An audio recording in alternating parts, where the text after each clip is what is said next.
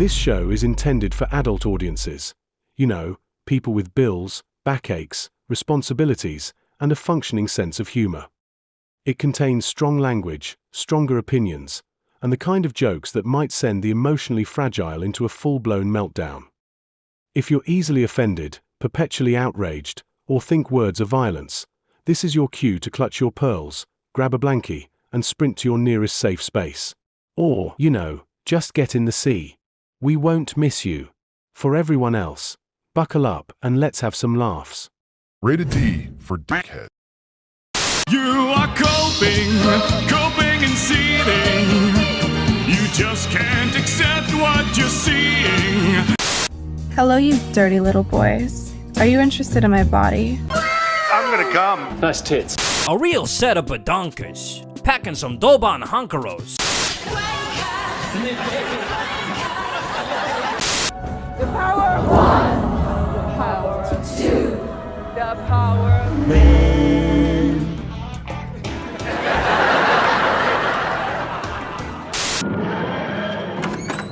What's going down, babes? Show me the lovin'. Silence! You are too gay to be the doctor. I'm wonderful, and I'm the most amazing person in the universe. Exterminate!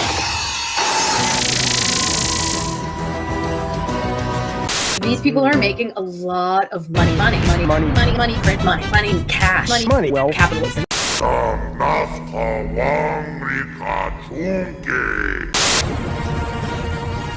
You're watching Will of the Fans! Let's fucking go! I'm afraid I've got some bad news. Bad news.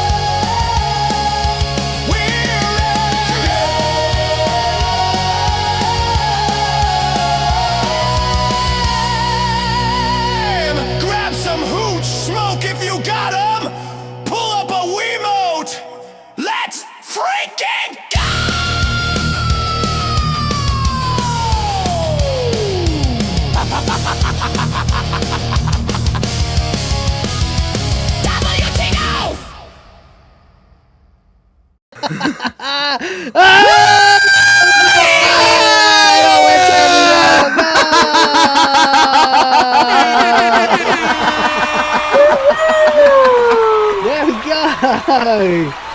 Yay! Late and gay. Well, not necessarily late and due a prostate exam, but that's about it. So, hello. We got a lady with us. Like, what is this gayness? Yeah, I know. We're so gay. We brought a girl. I know. Yeah. Amazing. By the way, Toasty, you're feeling nice today. Really Thank you. It's my son's birthday today, so I'm like, and we have a special guest on my show, so yeah. I was like, whose birthday? Nice. I didn't catch the whose. My son's. Aw. Well, happy birthday to your son. How old? Thank you. 8. Yeah. Amazing. Wow. Good Lord. Mm-hmm. My daughter is 8 months. So I'm nowhere near there yet. But I am looking forward to all of the days to come. So yeah, that must be cool. Are you having a party or anything? A little like get that? together. We don't really do parties or anything. I mean, they do it at school for him, and by when he comes here, he's gonna spend it with like grandma, grandpa, and his brother and us. So yeah, something small. Well, that's cool. That's nice. Yeah, that's basically all we would do either if we had like a birthday party, because I don't have any of my friends here. I haven't seen any of my friends in nearly like 7 years. So apart from the couple I have here, so I guess that's what we'd have to do. Right. But there you go. Yeah. That's cool though. Happy 8th birthday to your son. Yeah. And many more. There you go. Good. Well, ladies and gentlemen, welcome to WTF Live. It is 2:37. That's not the time. Not yet, anyway. It will be later. But we are doing episode 237. We're going to be talking a little bit about Starfleet Academy getting cancelled. Yeah! Woo! Who could have seen this coming? It's like, yeah, I mean, it's barely news. Like, everybody knew this was going to happen. It was even broken before Variety's exclusive article. Right. It was leaked by loads of people, not least of which Nerdrotic at MegaCon announced it on the panel. So there was loads of stuff about this. However, I guess we have to just acknowledge it. The show was utter cancer. We watched it. Yeah, we watched it. We didn't watch it. Are we kidding us? We read Mages Guild's monster review of the entire series yesterday and had a good fucking time with that. It was very fun. A much better time than we would have had actually watching the series, which is why shout out to Mages Guild biting the bullet for all of us. Damn right. And of course, there is always the asterisk. They filmed the second series, which is going to air at some point. And so it's still coming, but we do know that the show is absolutely dead after that. Do you notice that they announced the cancellation after 2 series of that, while Doctor Who, they just would not do it. They refused. They let it air every single last fucking episode, and they still refuse to admit that the show is dead, and they're putting out a Christmas episode, which no doubt will be written like an epilogue, and oh boy, we're going to be waiting for that in about 9 months' time. Actually, almost to the day. In fact, in 9 months from now, it will be Christmas Eve, so we'll be almost there. But there we go. Yes, there is a lot to talk about. Obviously, there's also the relentless attacks on Crimson Desert that are just getting ridiculous and cartoonish at this point. IGN has finished their review of Crimson Desert and dropped the score. So now it's a 6. A 6. Okay. All right. I'm having a whale of a time with the game. Let's not forget they gave Dragon Age Veilguard a 9 and Concord a 7. Right. So maybe that's... IGN, maybe what we've mistaken is maybe IGN is doing like 1 is the best. And 10 is the worst. Maybe they're going by golf scores. Maybe, and they've just got even higher standards than Famitsu. Right. Fucking hey, maybe. But yeah, there's that, of course, and there's a bunch of other Hollywood crap, and there's a Moana trailer for the live action Moana, which features a apparition of a man whose face looks 20 years older than his body. Well, to be fair, his face looks 10 years older than his age. So there's that too. And loads of other random stuff about that. We'll also be trying to rank at some point Red Dwarf Series 11. But if Rhoda doesn't show up, then I guess we won't be doing that. But in the meantime, how the devil are you, John? What's going on with you? Awesome as always. Just waking up. Taking it kind of easy. I went downstairs after we got done with yesterday's stream to go figure out what was going on with the whole water heater situation. Evidently, no one measured the space, so it hasn't been ordered yet. So I still need to drain all the water. Oh, for fuck's sake! Yeah, I still need to drain all the water out of the old one. Thankfully, this is a little small town, so I mean, as soon as it's ordered, it'll be here with in a day or so. It's the thing that needs to be done. And I guess I don't know. I told everybody, I was like, yeah, you can use my tools. They're in the room. There's a tape measure in there. Go for it. And I guess at some point in time, it means that I'll probably have to just, move all the shit and just go do it myself and get that moving forward so that can get checked off the list. Otherwise, otherwise, I'm just, otherwise you're gonna I'm have to just do it waiting yourself. I'm just waiting for the new PC to arrive and just kind of, and a very kind of low-key operation mode right now. So, it's kind of nice in a way, having a little bit of built-in downtime where I can't really do much of anything. So it's like, I guess it's like when you get sick. Right. Although when I'm sick, I still have to try to record a video, but right. So yeah, it's giving me a little bit of time to catch up on I'd some love to reading get sick things. right now. I'd love to get sick right now and just do like a 12-hour stream of Crimson Desert. That would be fun. Right. I barely have to talk, Yeah, so so it's just kind of still in a holding pattern. So but I'm definitely here, ready to rip on some things that deserve it.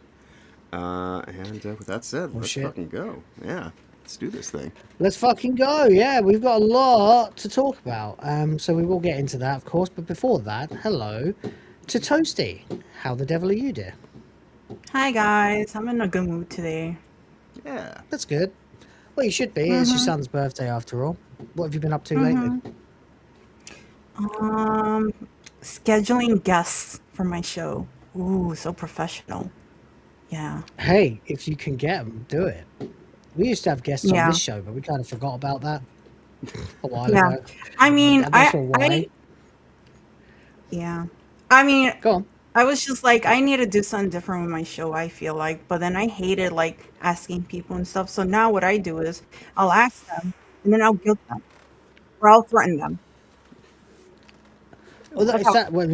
So you are not comfortable asking, but you are comfortable threatening. Oh yeah. Yes. She's Puerto Rican. Okay. Interesting. So how does a toasty threat go? Like, if you were gonna try and get me to go on your show, for example, even though the schedule is all over the place, for me, how are you gonna do it? What would you say? I would pull off an Alyssa. If you don't be in my show, then I'm going to call your wife and say you're a bad person, a bad white man. Oh my god. Oh no, I'm terrified. Literally, it's fucking impossible to contact my wife, but okay. If anyone can figure out how to contact my wife, please tell me. It would be great. I can never get her to answer the fucking phone. I'm out at the supermarket. I'm like, what else did she ask for? Shit, I've got to ask her. Hello? Oh, no, there's no answer. And she'll text me as I'm pulling the bike round from home. And then she'll remind me of the thing. Then I have to park again, get back out, go back into the shop and buy the fucking thing. So good luck with that. And if that doesn't work, then I'll just guilt you. I'll just be like, well, you never come to my show and this and that, I mean, it kind of works if you're a woman. Then people kind of feel bad for you. So yeah, I don't know that I could pull that on people. Be like, well, be great if you showed me a little bit of consideration, like you show all these other people. I mean, it's not like I'm. Yeah, no. Then people probably would have a reason to sit here and go on about me being whatever as they do. But But yeah, Toasty, you utilize it to your advantage, you know? There it is, yeah. That's what you got to do. So there we go. Yeah, we got loads and loads and loads and loads going on today. I don't know where Rhoda is. I'm trying to contact him at the moment, but sort of hope he's generally all right. But I guess we'll find out. I guess we'll find out, won't we? But there we go.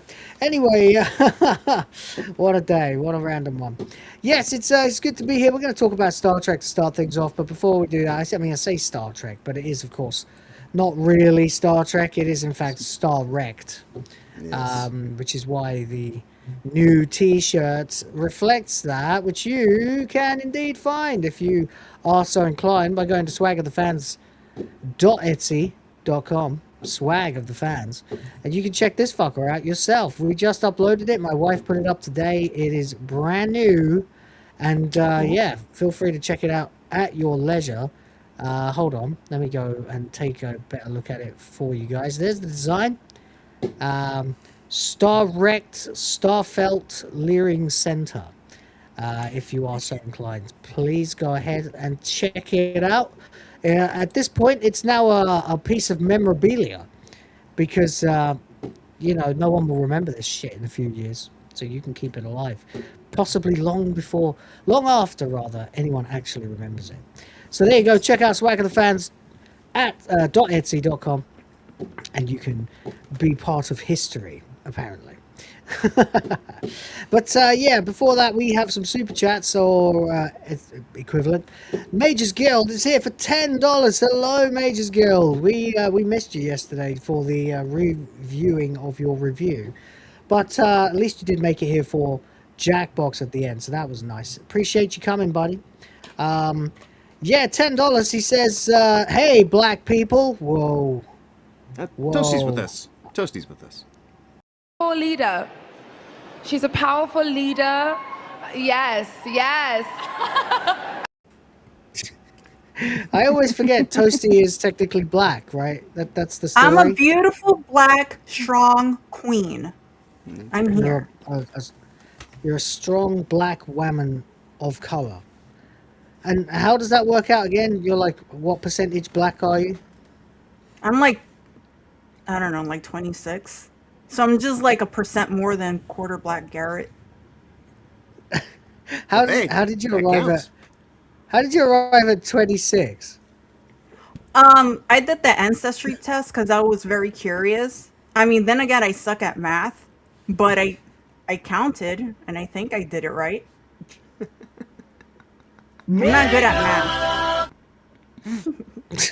math. But also my mother's dark skin with like brown hair and brown eyes. Okay. There you go. Afro, so, you know. To be fair, I have a friend that I went to school with who's like completely white in terms of pigmentation, but has quite a black face, and his dad was black, so it is possible. No one knows. You're a stealth. There you go. That's because Rose my blackness will show once my hair gets longer because it curls. So I got that poofy hair. So. Oh right, okay. Oh, that's cool. Toasty some Afro sheen. Yeah, there you go. So anyway, not gonna lie, that Variety article gave me a Woody. What? The fuck? Okay. Well now.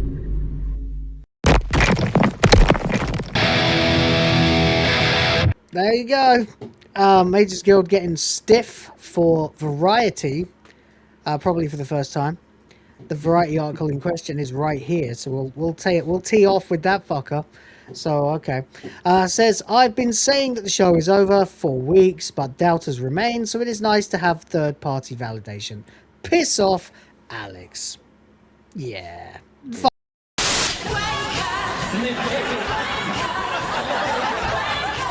Sexy. 10.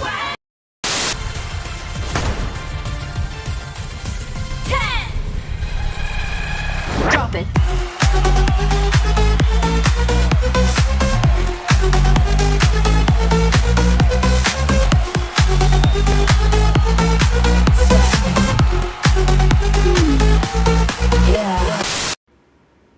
Yeah. Thank you very much, buddy. Thank you very much indeed for that. Appreciate you for $10, kicking us off strong on the limit. 10% already, but not finished there. St-Hugo has also gifted a membership. That is one more for the Griff Force and for the princesses of the fans. Thank you. Help me create the future of the white race.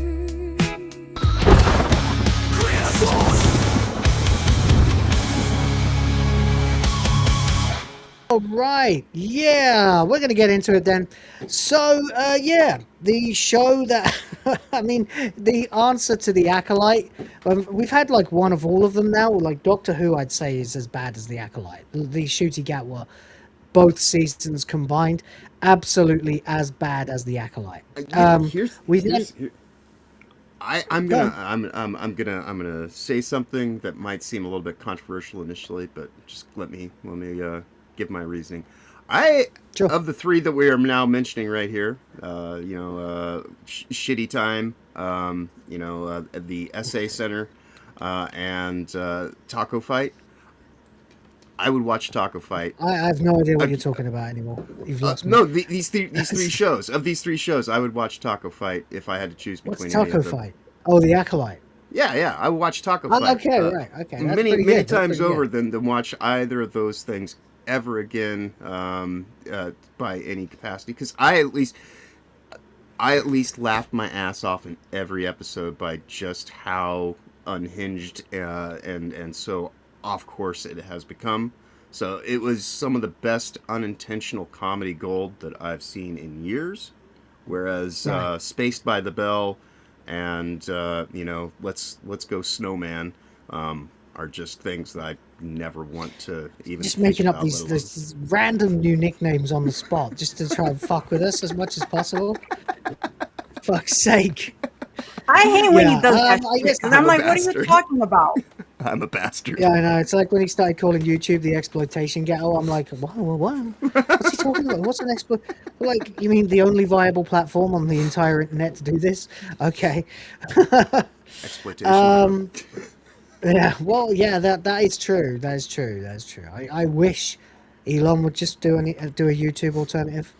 You know, he did an X. You know, he could, but no one can afford to buy YouTube. YouTube is worth so much more than fucking X. It's far too much. But there you go. Anyway, Garrett Griffin is here for 10 months of membership now. Thank you very much for being part of the Griff Force for that long. Says, hang on here, I've been a member 10 months? Ow! Well, time makes fools of us. Help me create the future of the white race.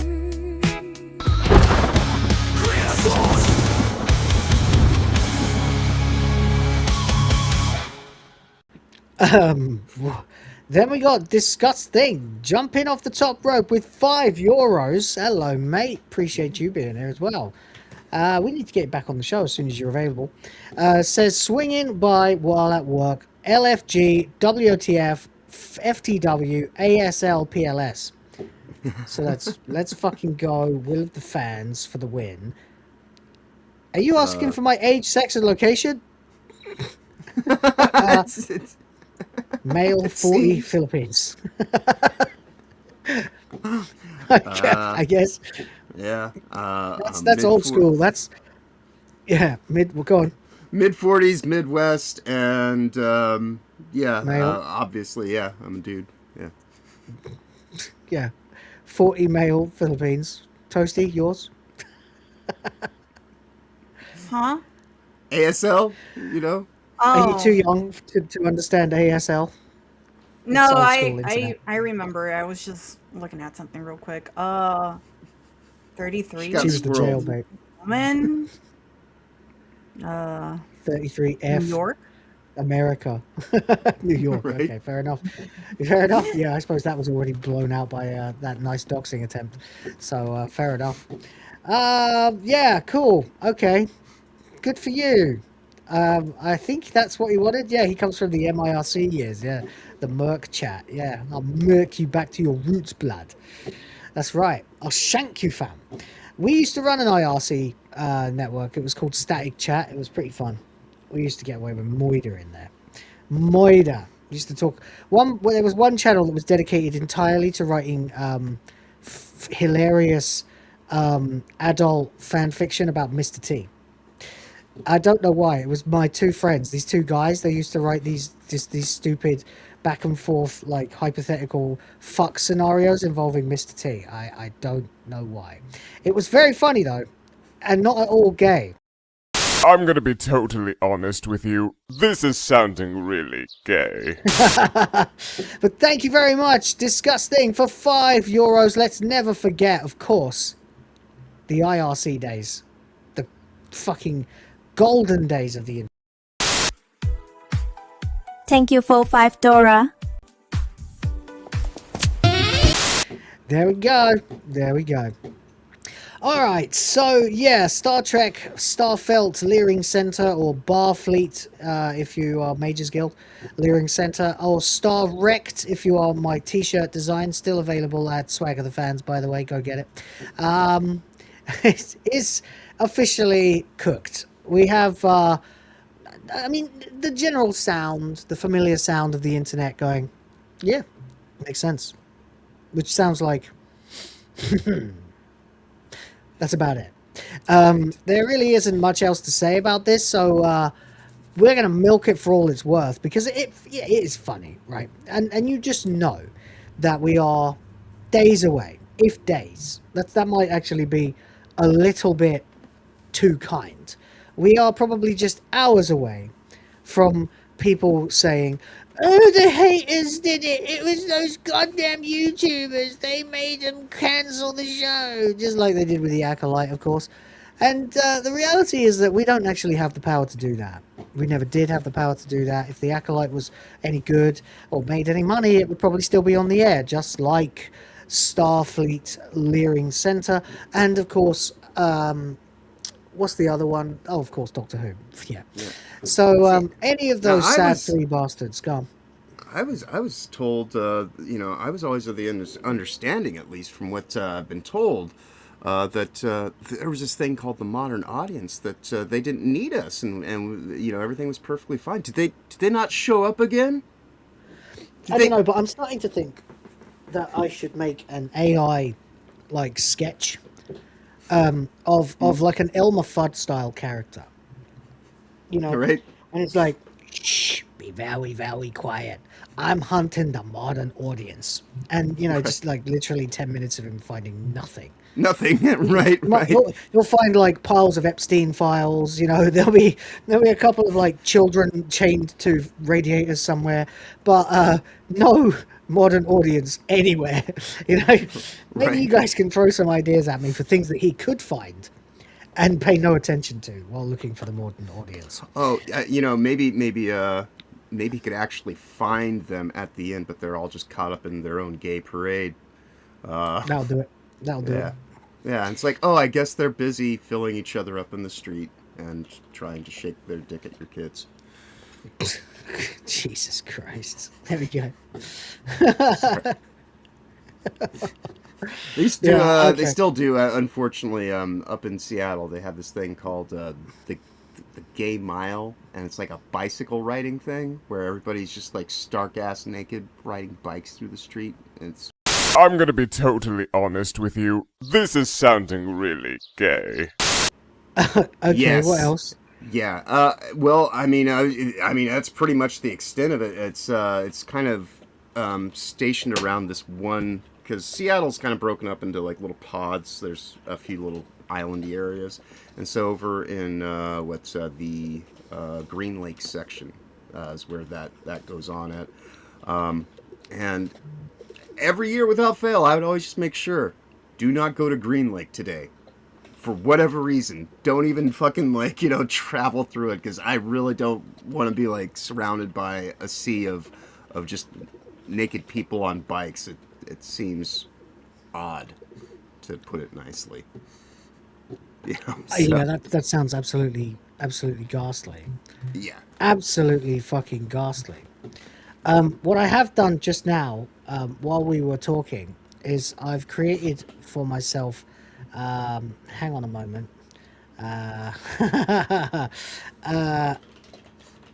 just a second. Let me get this into a tab, and I can share with you the first shot of the cartoon. There we go. I had just enough time to feed that into Grok and generate an image. So there we go. There we go. There's our main character looking for the modern audience. Be very, very quiet. I'm hunting the modern audience. So there you go. Yeah, I think I can make that work. I mean, I can't make that work. Right. Any of this, but I can make the sketch work. Yeah. So there we go. I think that'll work. What do you think, chap? Pretty good, right? Not bad at all. Velmer Foyd. Velma. Oh God, yeah, Velma. We got to call him Velma. Yeah. Velma Foyd. Foyd? Isn't Foyd? Yeah, isn't that what? I don't know. That's one of the new slangs that kids use these days. Is Foyd not related to? I don't know. I don't know. I don't know. Man. I don't know. I don't understand any of this shit. I never have. That's why I'm here. Yeah. But anyway, there we go. So, Star Trek Starfleet Academy has apparently failed to find its modern audience, just like everybody else before it. It's basically, I think at this point, you've got a better chance of finding Bigfoot. Right. But there you go. We'll end with its upcoming second season. Variety has learned exclusively. I've literally watched the panel at MegaCon where Nerdrotic said that this show was getting cancelled. Right, exclusively, and they're the last people to actually mention it. I get the impression that somebody was aware, because I know they keep tabs on the big channels now. I know that Hollywood is watching Nerdrotic and Critical Drinker at least. I think the second he fucking said that, they had to give Variety an exclusive. Because there were, tens of thousands of people watching them and cheering and laughing and clapping. So, there you go. The show was originally picked up at Paramount Plus in 2023, with the streamer renewing the show for a second season before the first had aired. That's not what happened. That was the raw deal. That was the baseline deal. They said, yeah, okay, give us enough to make 2 seasons just in case people don't like it. We can make more of it. Indeed. I'm sure it goes down like that. I did just check to see how off base I was, but it actually works. Foyd is evidently a shortened version of the slang term femoid, which is just referring to a female humanoid. So, yeah, Velmer Foyd, I think, works. Hey, ring it up, John W.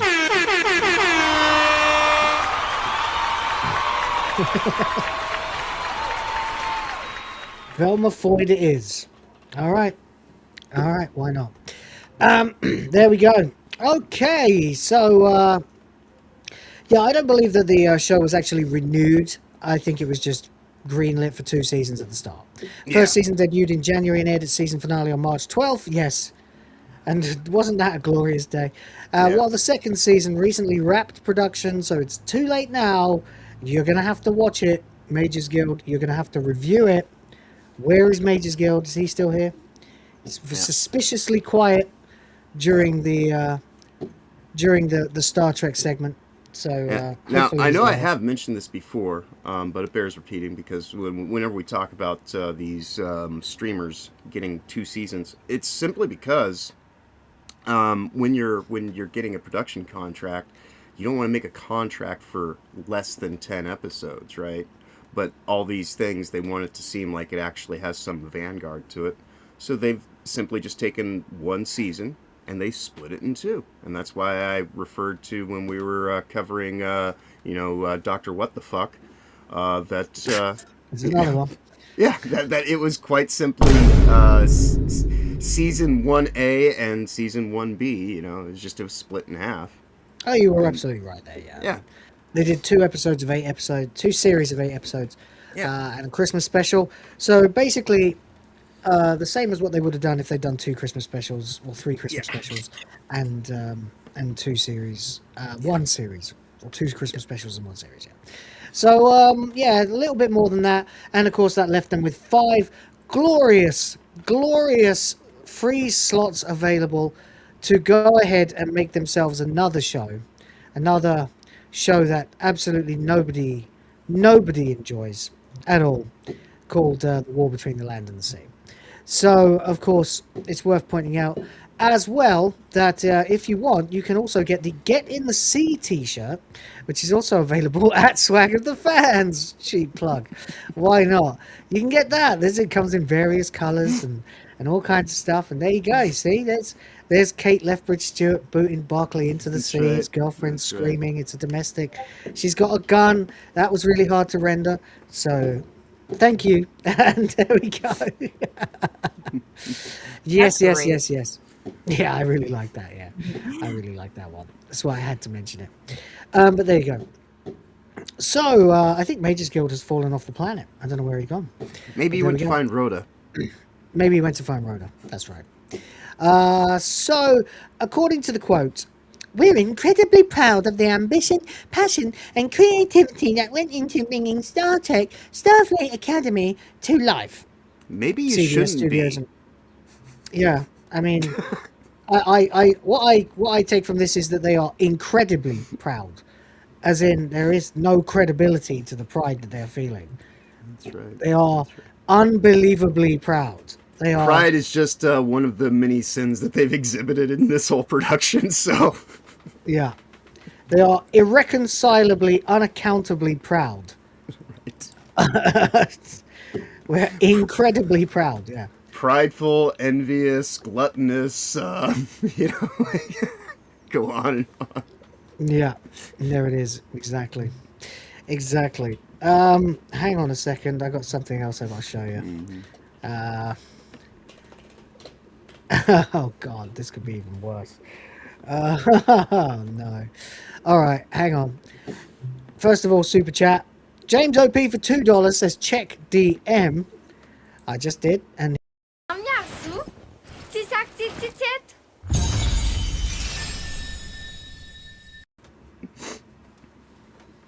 oh no. So it begins. Gave it a nose ring too. Right through the fucking ball of the nose too, not even the fucking nostrils. Straight through the fucking bone. Or the septum, whatever. Oh no. This might be better. This might be a lot better. Oh dear. I would say get some zipper tits on that thing, and it's 100%. I can Photoshop them in gross. myself. Yeah. I can Photoshop them in myself. Yeah. Yep. Oh no. This is worse than Drawn Together. You know, Drawn Together did Gay on the FUD, right? Years ago. Yeah. God, it's been a long time. Man, maybe that's the sorbet cleanser, one of the sorbet cleanser series that we should do a review of, because I absolutely love Drawn Together. I'll see if I can find it. I wonder if anyone's seen Drawn Together at this point. Maybe we should review that next. Yeah, I don't know. It's kind of hard back to. when people could make like really like, oh, it was the height of let's just rip on everything. Oh god, so good, so good. I'll see if I can find that. Oh, I mean, it's easy. It's just hang on. Hang on, I'll find it. Here you go. Oh no, what am I gonna play? I don't know. I think it's censored. I really like you, Wanda. Oh, and I really like you. Be very quiet. I'm gonna release your throbbing member from its weather prison. Whoa! Let's get rid of that right now. I've got, the faggot king here. The Faggot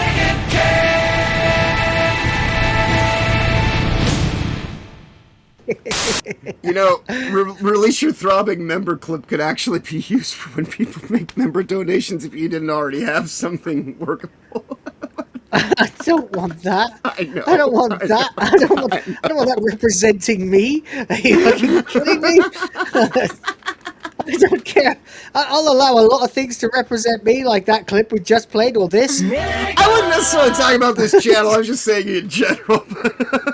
But sure as fuck I'm not letting that represent me, bitch. Fuck that noise. No chance in hell. Mage's Guild is here for $2, by the way. Says, are you donating your liver to me? No, you don't want mine anyway. It's probably not doing much better than yours at this point. Can we have your liver? So, yeah, can we have your liver? With a couple of fucking father beans, yeah? Why not? But thank you for $2, Major.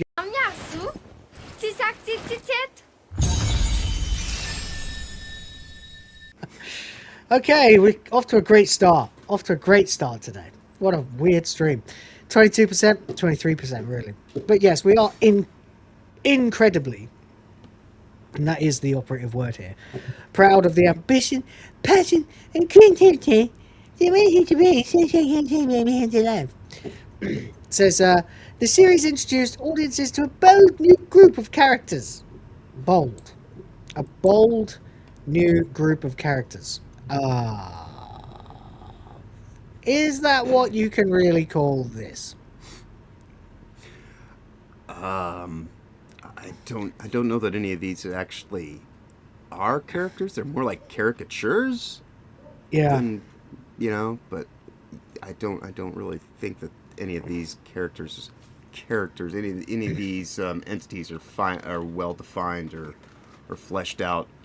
They all have just variations on the theme of daddy issues. Yeah. Or I just think my single mom taught me to be a criminal, and I should be rewarded for that. Yeah, this doesn't remind me so much of Star Trek as it reminds me of Mole Bitches. Yeah. And if you're not sure what Mole Bitches is, it's a parody show from The Whitest Kids You Know, a sketch comedy show where there's a TV show called Mole Bitches, and I'm trying to find it right now to show you guys what we're talking about. Here it is.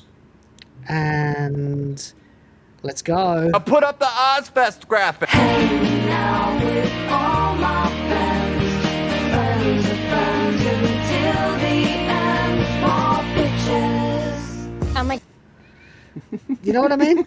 Yeah. that's Same what I'm energy hearing in my head when more bitches. So there you go. Glorious time. Stephen Brumby's here for £2. That's formerly legitimate currency. It says Starfleet Academy, Starfelt Leering Centre, Barfleet Leering Centre, Star Wrecked is cancelled, you say? I'll get the champagne. You do that, sir. You do that. And I'll continue to host this show.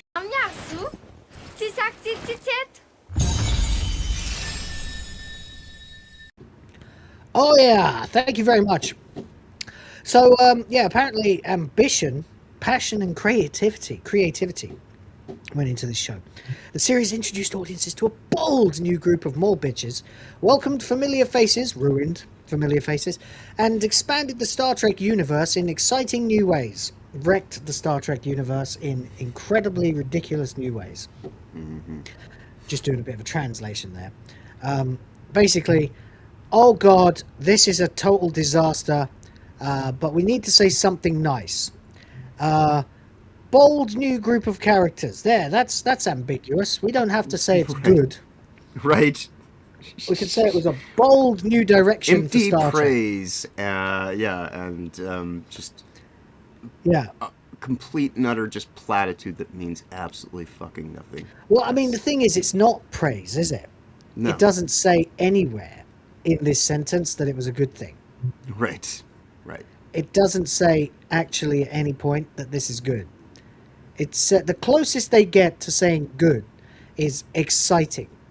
You're right. But that could be my anger was excited by the show. You know? Totally. So I mean, it did cause excitement in that regard. Then there was plenty of people that were. Well, actually, there was a small group of people that were angry about it, but for the most part, most people are like, "What? We're still talking about Star Trek?" Oh yeah, there was a core audience who were very angry, and there was a wider core audience who were just like, "Oh fuck, man! I mean, it's been fucked for years. Who cares?" Right. What are we still worried about this? I mean, it's dead, Jim. Exactly. We're grateful to Alex Kurtzman. Oh God, no, absolutely not. Noga Landau, Gaia Violo. I'm sorry, am I summoning something right now? Right, I know. Yeah, I get the feeling that we're about to be surrounded by. Nah, demons, like demons. And That's exactly where I was going with that. Yeah, there you go. The first season of Starfleet Academy reached an 87% critical approval rating on Rotten Tomatoes. Oh, you don't say. That's fascinating. Absolutely fascinating. I wonder what the audience score was. Let's see. And where are we? Well, oh dear. That's actually a little high. I know. That's what I was thinking. I was like, it must still be buff. Oh, here's the reason why. Again, doesn't say how many. Most people have moved the fuck on, and they're just, it's not even getting reviews from people that are like, maybe. Why would you waste your time with this? Hate reviews, yeah. Yeah. But there's another element here. Usually, it tells you how many reviews. Mm-hmm. Usually, if you look around this area, right in between the number and the average popcorn meter, it will tell you based on XYZ number of reviews. This one does not. Matter of fact, can we actually even read the reviews?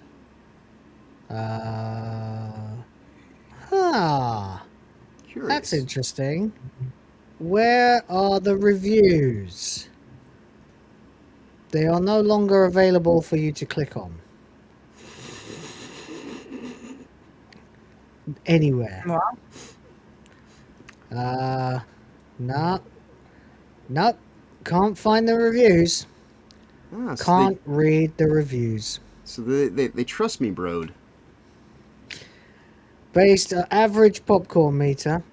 All audience. Click. Can we no. Can't even read the fucking media info. No. Genuinely can't read the reviews anymore. Oh, wait, let's try clicking on season 1. Maybe the reviews are here. Ah, there we go. There they are. 2,500 ratings. As a long-time Star Trek fan, I absolutely loved this show. I stopped watching when they had a whole episode about debating. Boring. I'm not even going to address anything else because there's no need. Just awful. Horrible acting and character development. One of the absolute worst shows I've ever seen. Total garbage. Starfleet Academy had excellent production values throughout the season. Hurley Hunter was unflappable as the Academy Chancellor, and Paul Giamatti rivaled Khan as the implacable foe. Wasn't he only in like one episode? He was one of the people who was first to say, yeah, I only did this shit for the money and really don't waste your time. I already got paid, so you're not going to hurt my feelings. Star Trek Starfleet Academy leans too hard on recycled nostalgia, forced emotion, and the same overly polished tone that made Discovery so hard to connect with.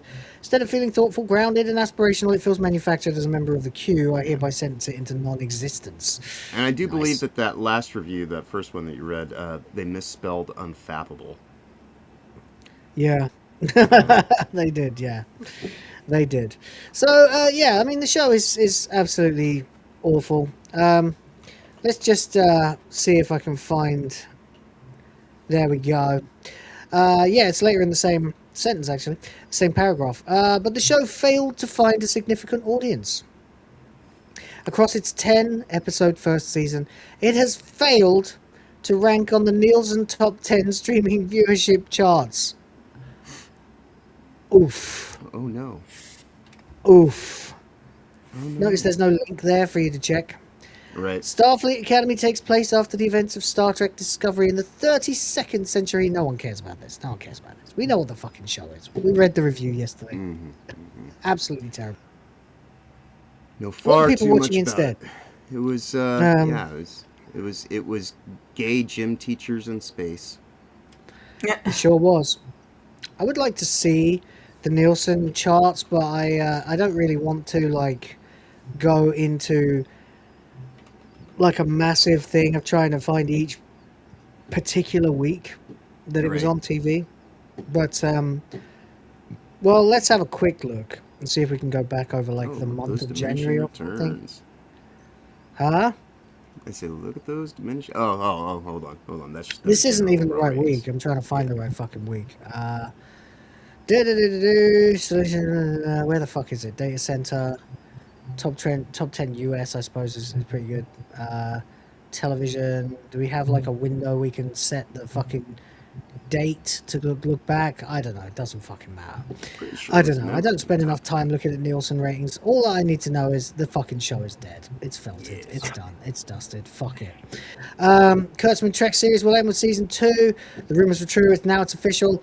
Cancelled by Paramount. Variety confirmed it will end with the upcoming second season, bringing a quiet but telling end to one of the franchise's most divisive projects. For many fans, this isn't a shock. It's validation. And there's the puking glitter. There's the puking glitter. Wait, did that actually happen in that show? Yes. Yeah. Isn't this show about, like, I don't really watch it, but isn't this about, like, outer space and aliens and all that? Right. Well, what you see here, Toasty, is this is actually an alien you see that is projecting a humanoid exterior because they showed up in one shot in the very first episode and like, hi, I'm an alien, and for your comfort, I will look human going forward from here, because it was a way for them to save a shitload of money. But it pukes glitter. Yep. Yeah, there's an alien race in it that does indeed puke glitter.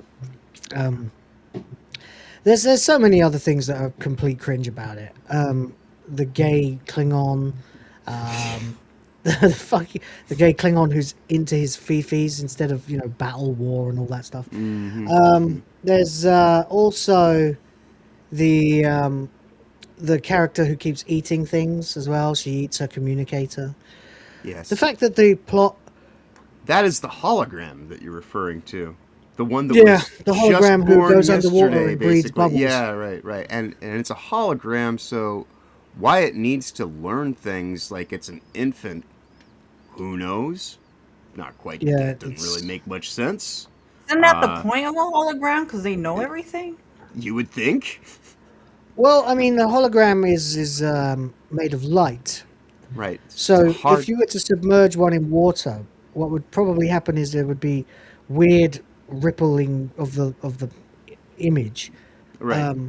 But also, if they were, since they don't breathe, you know, because they're made of light, right, there would be no need for them to exhale.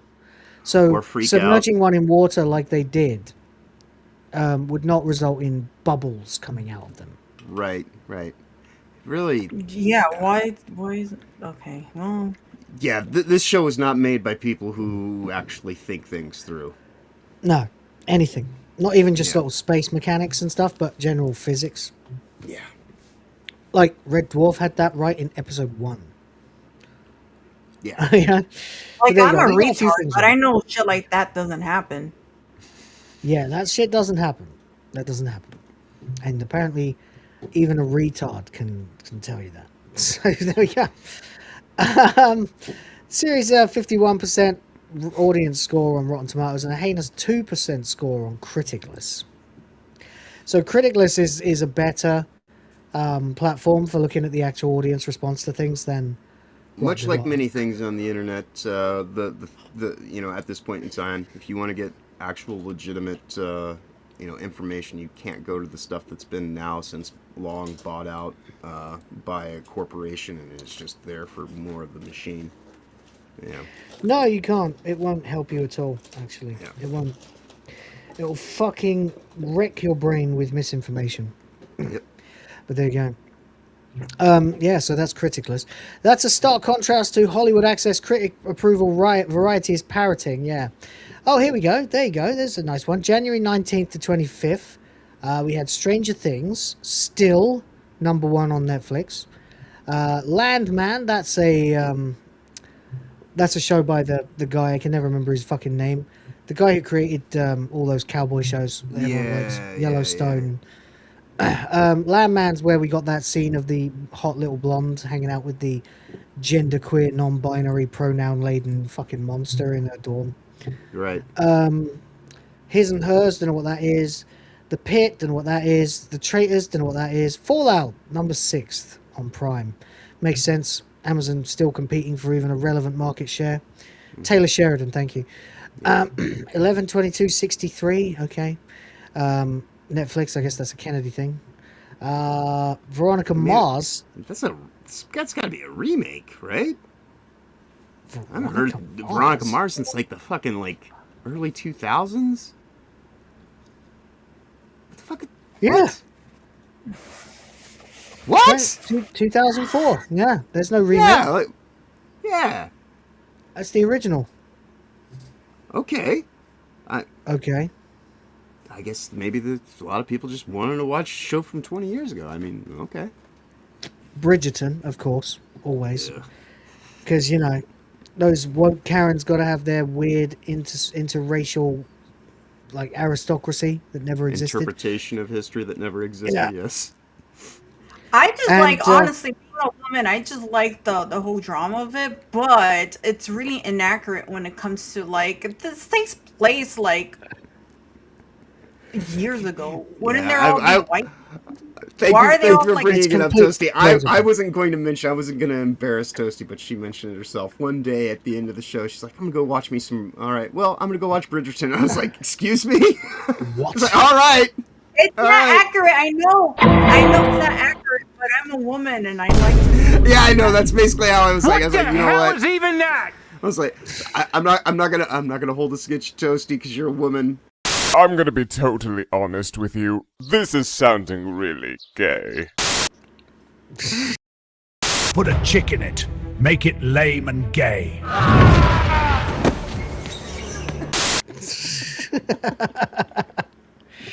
There you go. Veronica Mars outdoing Bridgerton right now, by the way. But there you go. No, Bridgerton.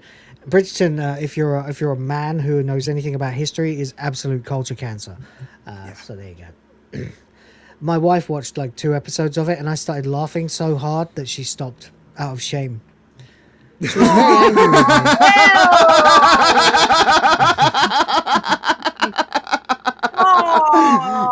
Husband of the Year award. Shut up, Get John. this man a medal.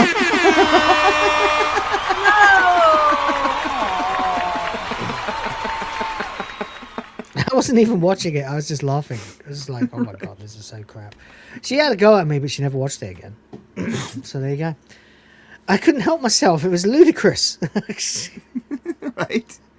Yeah. It was absolutely relentlessly stupid. Just totally ridiculous. Completely like not only just factually incorrect, but completely implausible in terms of like the actions of the characters and the various things like that. You got like your body positivity bitch and your black lords. Fuck off. Yeah, Toasty, at least tell me they get their tits out or something, like, you know, like redeemable. Like, there's got to be something there. I think there was tits. There's a lot of sex in that. There's a lot of sex going on, I will say. Oh yeah, there's frequent nudity in it. Yeah. Okay. There's a lot. I was like, okay, well, you know, I mean, it's still ass, but at least I could. You remember Joy to the World? Oh no. The song? I assume you're talking about the Doctor Who special. You remember the fat bitch? Yeah. Yeah, Oh, she's God, from no. Bridgerton. Remember that? Oh no. Wait, the redhead? Is she redhead? Yeah. The white girl. Yeah. Yeah, The she. fat bitch. Oh, no. She gets fucked. She has a sex scene in it. There's a hogger scene in A Bridgerton. 6-minute She gets. explicit sex scene. That. Yeah. She also gets fingered in a. What do you call that? Where you. The little thing back in the days with the carriage? Carriage. She gets fingered inside a carriage. Oh, well, we've all done that. Yeah. We call them taxis these days. Oh,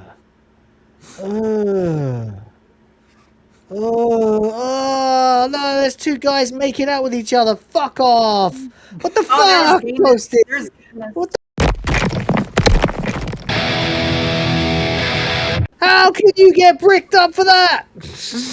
I'm gonna be totally honest with you. This is sounding really gay. I skipped that part. I should hope so. Oh. Rhoda says studio won't load for him. What? Weird. I'm not sure. Try Control F5. Yeah. Clear the cache. Maybe that'll work. I don't know. But here's where things really start to fall apart. This wasn't some carefully planned 2-season arc. Quite the opposite. As recently as last week, those involved with the show, including Alex Kurtzman, were openly discussing the future with expectations for Season 3 and even Season 4. Springs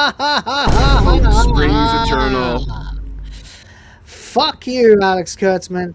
Even more telling, Season 2 reportedly ends on a cliffhanger, according to the creative team. Uh-oh, it's getting Doctor Who'd.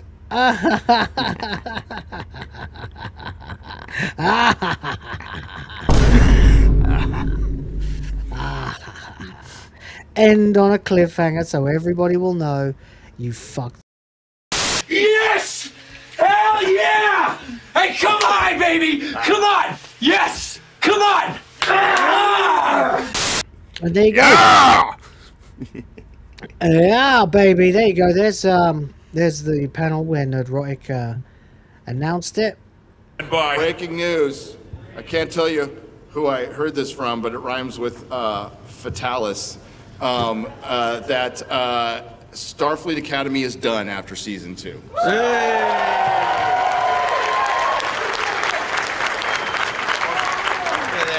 We need to get this reaction and show it to Paramount, man. Yeah, literally you should. That's what you should do. So there you go. Modern Star Trek is sinking. Let's zoom out for a second because this isn't just about one terribly received show. Starfleet Academy was supposed to be part of the next phase of Star Trek, a fresh entry point aimed at building the franchise's future. Indeed. Yeah, but to them, a fresh entry point is someone's asshole, so... They have never seen a fresh asshole. They're all gay. True. I'm gonna be totally honest with you. This is sounding really gay. Instead, it's now ending after 2 seasons with no clear replacement waiting in the wings. And that matters because as of now, there are no newly announced Kurtzman Trek series in development. Yeah. Major and when the deal where goes are you? through, you're out on your ass. They're not keeping you around, Kurtzman. Gonzo, baby. Done and dusted. Fuck you, wankers. Get out.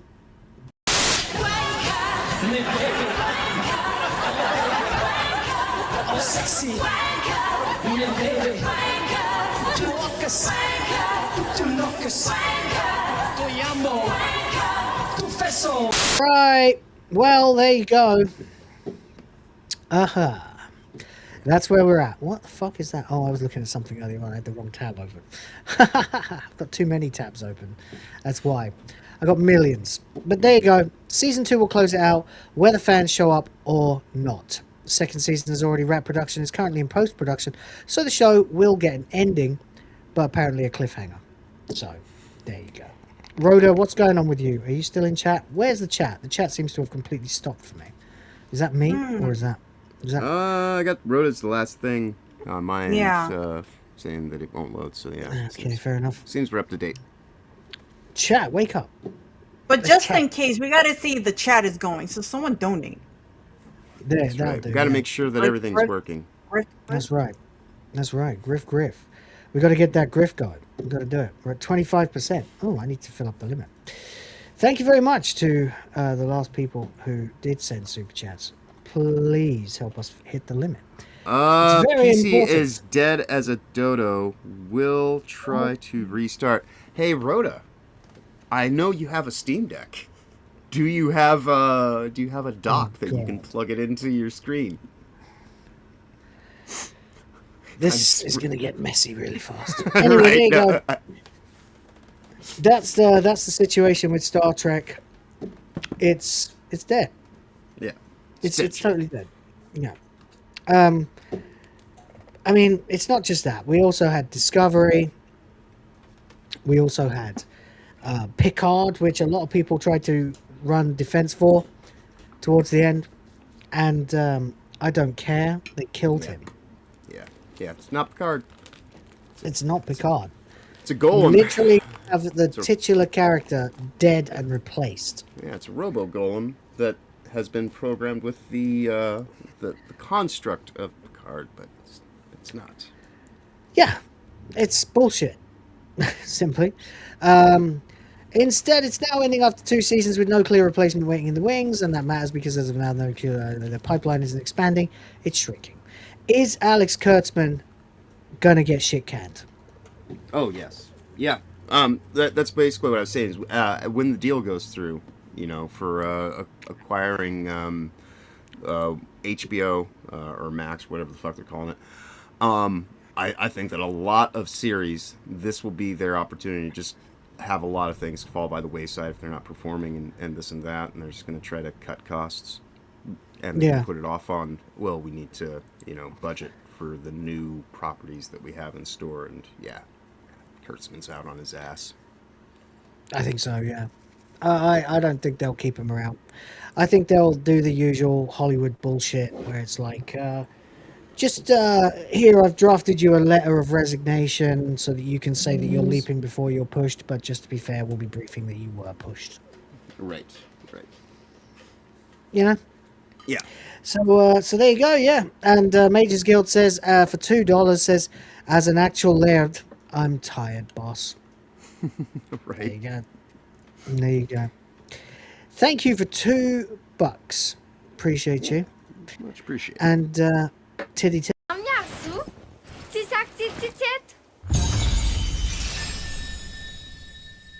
Okay, moving on from Star Trek then, let's talk a bit about Crimson Desert. This is still Schrodinger's video game for so many people, and it's just so befuddling as to why. Except that it becomes really clear very quickly. First... Nope. Is Will frozen? Uh-oh. Will has seized up. All right, well... check it out. Well, you know what? There we go. Now Will's back. Yeah. I just blipped out for some reason. Not sure why. That was strange. But I'm back, yeah. So yeah, I don't know what happened there.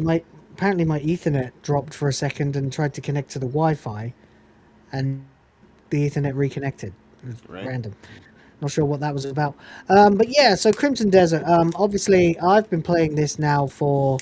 4 days, 5 days would be if I played it today.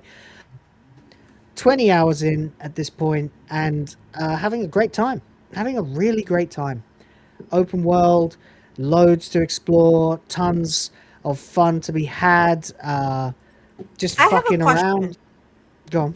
So since you played it, is it like your character? Can you like? Is it very customizable? Like, can you like do? Is it like really detailed? Doing your character, like making your character. You can't make your own character. You play as. Oh, is it already like an actual? Yeah, it's a pre-existing narrative based on. The Oh, yeah. I thought it was like I thought it was like Black Desert. You know what I mean? Where you could create your own. No. You play as a guy called Cliff. Cliff McDuff. Who is a grey mane. Huge. This guy. He's a grey mane, which is clearly some kind of like warrior, like not tribe, but they don't live in like the towns and whatever. They keep themselves and they live off the land, kind of types. Yeah.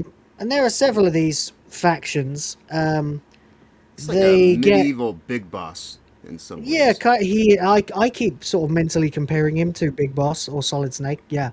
Kind of like that. I also did the same thing with Geralt when I first played The Witcher 3 before I went and read some of the books.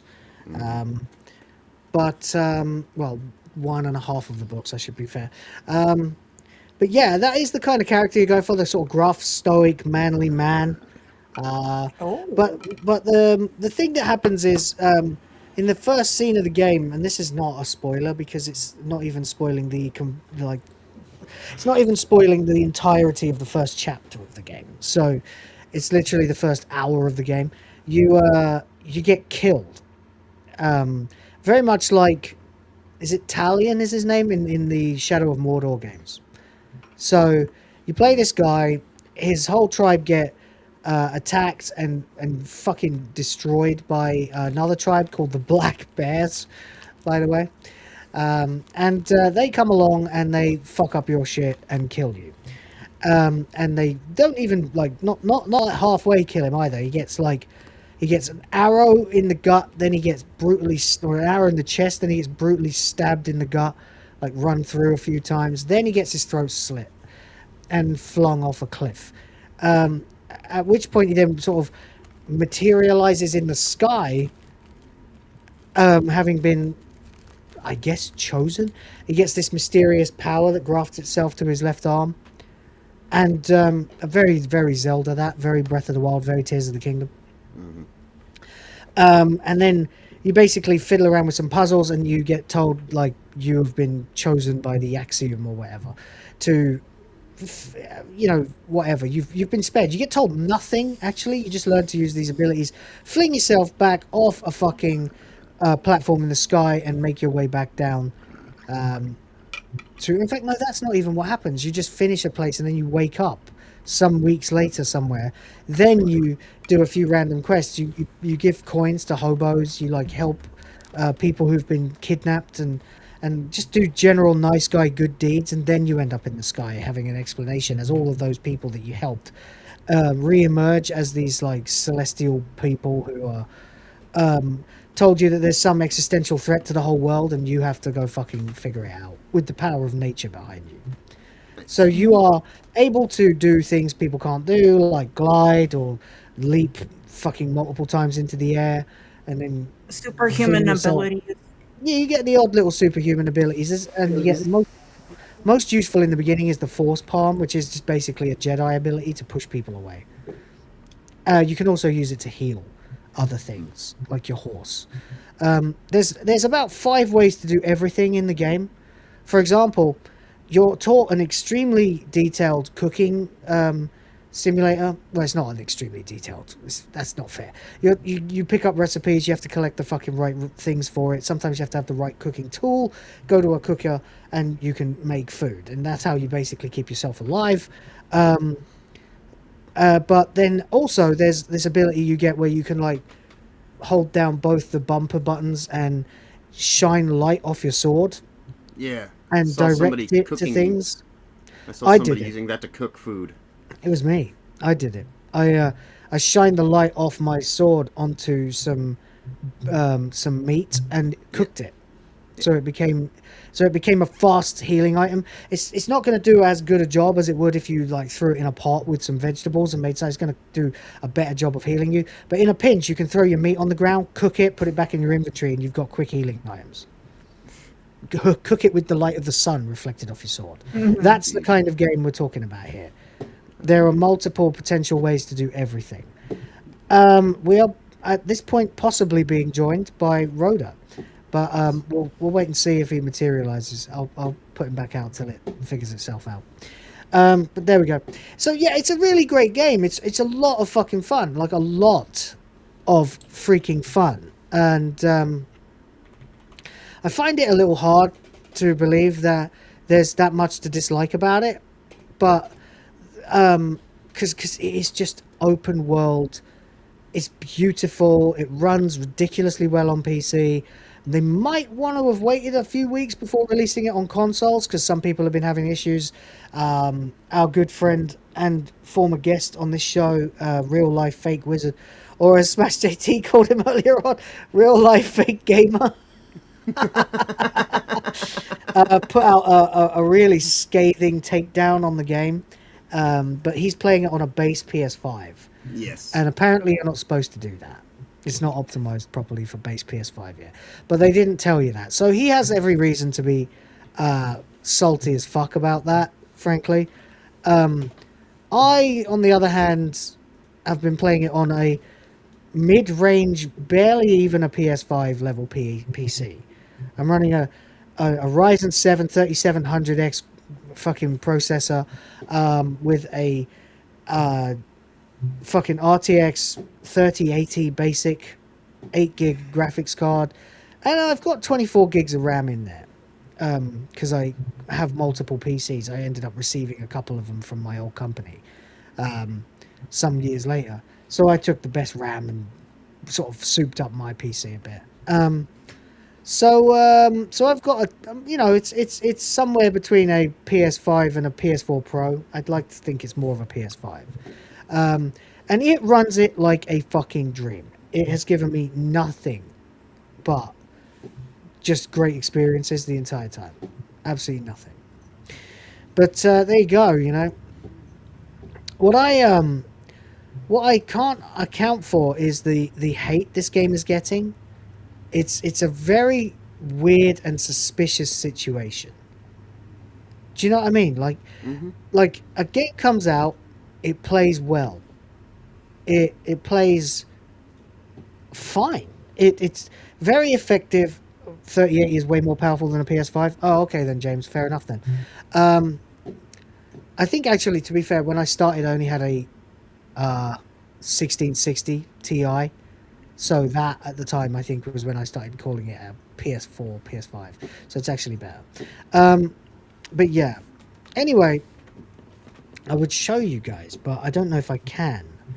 I guess I can show you. Hang on. If I like his character design. It's really cool. It's great. It's a bit Braveheart, and that's fine. Nothing wrong with that. I don't know why people have got such an issue with it. People have been slagging him off, saying he's like too generic and stuff. It's like, what are you talking about? The other thing to remember about this game is that it's actually a oh, Rhoda's here for £5. Hang on a second, just a quick distraction there. It says for £5, have a super. It hasn't loaded in EV Mux yet, but I'll try and get it on screen. Unless you can see it, John. Yeah, I got it. No, pop it up.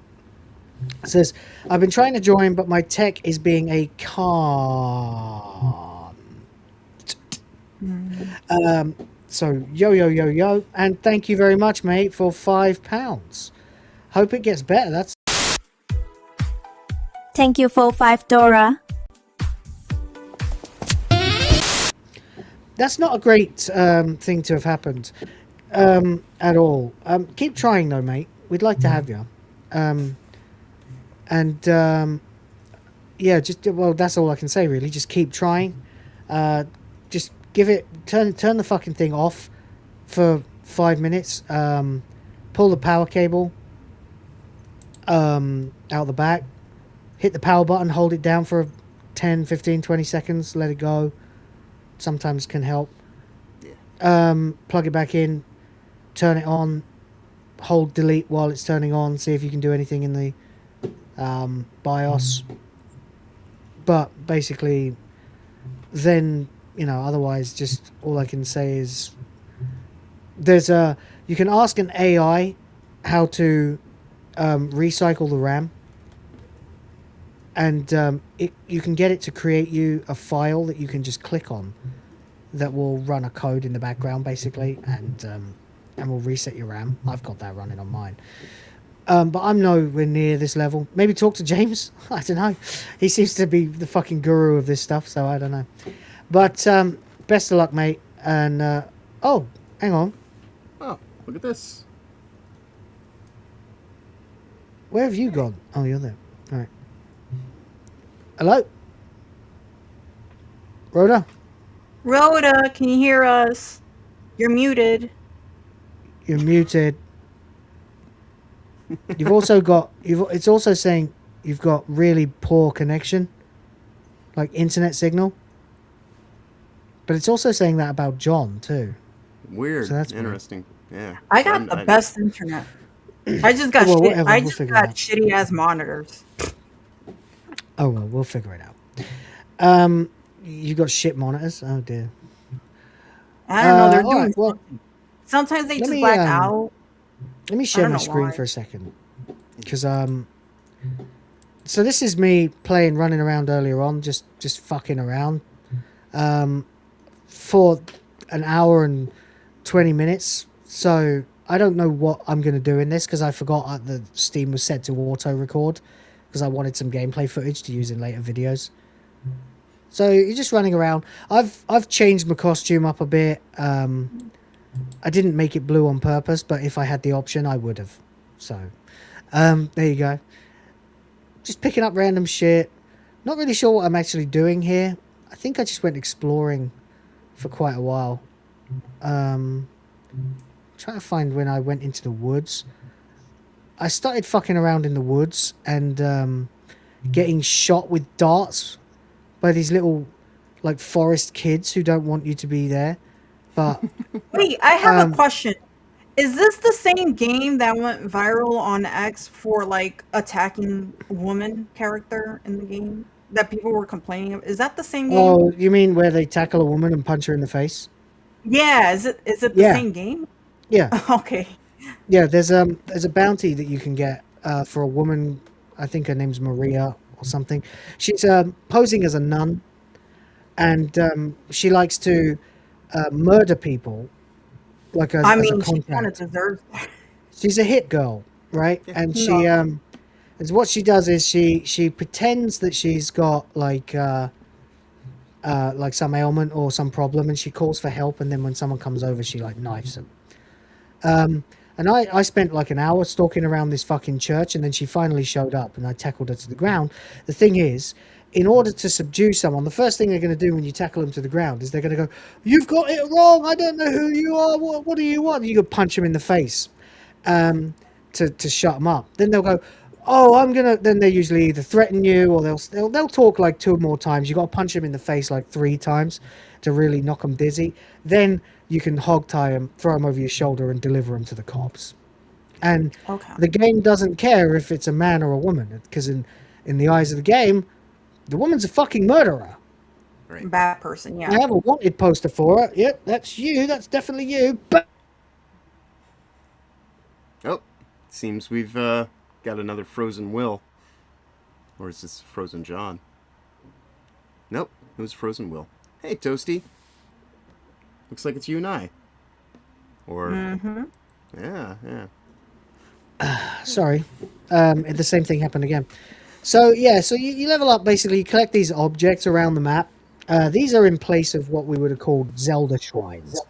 If you played, why can I hear myself? Did Roger come in for a second there? I think he did, and then he dropped out again. I feel like I'm derailing the show because I feel like I'm asking all these questions. No, it's not you. This is actually really helpful. Yeah. This is great. You should ask all of the questions you can think of, because the dumber the question, the more simple the answer, and the more people I can convince to play this fucking game. Because I'm really pissed off at the way that the journalists are trying to paint this as some obtuse game that no one can play. And then Darkside Phil, fucking of all people, didn't help by running into the first boss, refusing to even try to like learn anything about it, just kept trying to run up and hit it, died like 15 times and rage quit the game, saying it's bad game design. The actual reality is I died about the same number of times, but each time I learned something. Right. And so by about halfway through that, I was sidestepping the obvious attacks, looking for a window to get some damage, and finally I found a window when this particularly difficult boss with his double drill hands, looks like a Big Daddy from BioShock, decides to drill underground, at which point you got to run for your fucking life because this thing's going to kick your ass. I don't understand why even buy... Go on. I was going to say real quick, why even buy a game like this if you want it to be easy? Buy a cozy game and just play that instead if you don't want any, his chat paid him to play it. Right. But I think the Darkside Phil's fans are not fans of Darkside Phil. They just want to fuck with him. Yeah, they pay him to fuck with him. Yeah, they pay him to play games that he won't like, that he will be terrible at, and get felted and embarrass himself. But there is a revelation though in your statement that can be inferred, is that Phil never learns. He just never learns. No, he never. He refuses to learn anything ever because he's convinced that he's right. Always. This guy genuinely thinks the sun shines out of his arse. So there we go. But yeah, so Dipshit Phil. Yes. The point is that that boss, right? If you wait for a second until both the drills go down towards the ground, he starts tunneling into the ground. He lights up. He sort of gives you like a window that his drills they're glowing red or something. That's your window to hit him with the force palm, which can stun, right? So after about 10 or 12 or whatever attempts, I realized that this guy could be stunned, which gives you a window to get a really heavy hit 3-hit combo, which will take off about, I don't know, about 8% of his health instead of taking off about 1% of his health, hitting him normally. So once you do that, it's really just about baiting him into using the move, and then getting off your fucking palm attack, and then hitting him. Well, I can and, hear and the rinse ocean, and so I repeat. think Rhoda's... Doing that, I beat the boss. It took a while. Okay, I think we have a Rhoda. Yep. Hi, We've got Rhoda. a lot of background noise, Am I here at but- the 7th time of asking? Yes. We see you. We hear you. Meg, right. hello. He returns to us now. I'll turn you off on my phone because, yeah, there we go. It comes to us now at the turn of the tide. I was gonna say that's the point of these games, though. Like you just got to figure out how to do things, and you try to beat it, and you know. Yeah, I wouldn't even call it Dark Souls difficult. You know, I've never played a Dark Souls game, but from what I've seen, like you've got, I would be like shocked by how difficult some of those fights are. Likely, but yeah, so that's what we do. James OP is playing it right now, fighting a boss. I haven't really gone anywhere or done anything because I have to stream all the time and I only get like 2 hours to play it. You've got your standard leveling up system. You collect these things. So instead of like having shrines with puzzles in them like you have in Breath of the Wild and Tears of the Kingdom, you basically find them dotted about. And they either have combat challenges or like movement challenges, you know, prove you're a master of this ability. It can be anything from, you know, kill 3 guys in 30 seconds with your sword. Okay, that's easy as fuck. Or slide down a hill. Learn to use the slide ability, basically. So basically, do your dash and hit the crouch button. That's it. And then don't bump over anything. Slide consistently for 10 meters or whatever. Walk 10 meters over a washing line. Silly things like that. Or it can be more difficult as it goes on. It can be like, you know, you've got to kill X amount of guys without actually spilling a drop of blood. Or things like that. Then you've got other ones where they'll be hit either inside or something. Or I found one randomly. I don't know if I've got it in this video, actually. Let me see if I can find it. It might be here, because it was, I think, during the same play session. No, it's not here. Fuck it. I guess not. But there's a bit where you find 4 statues on rotating disc platforms, right, plates, and a central sort of podium with like a book on it. And you can't interact with the central piece at all, but each of the statues has a dial on its back, and when you turn it, it rotates either clockwise or anti-clockwise, right? Except with the slight added wrinkle that some of them are connected to others. So it's clearly like underground gears or whatever. So you turn one and it turns this one, but it also turns the one opposite. Or it turns the one adjacent to it. So you can't always be... So you have to get them all into positions basically where they all end up facing each other at the same time. It only took me about 5 minutes. Maybe I got a bit lucky, I don't know. It seemed like the sort of thing that could have taken hours.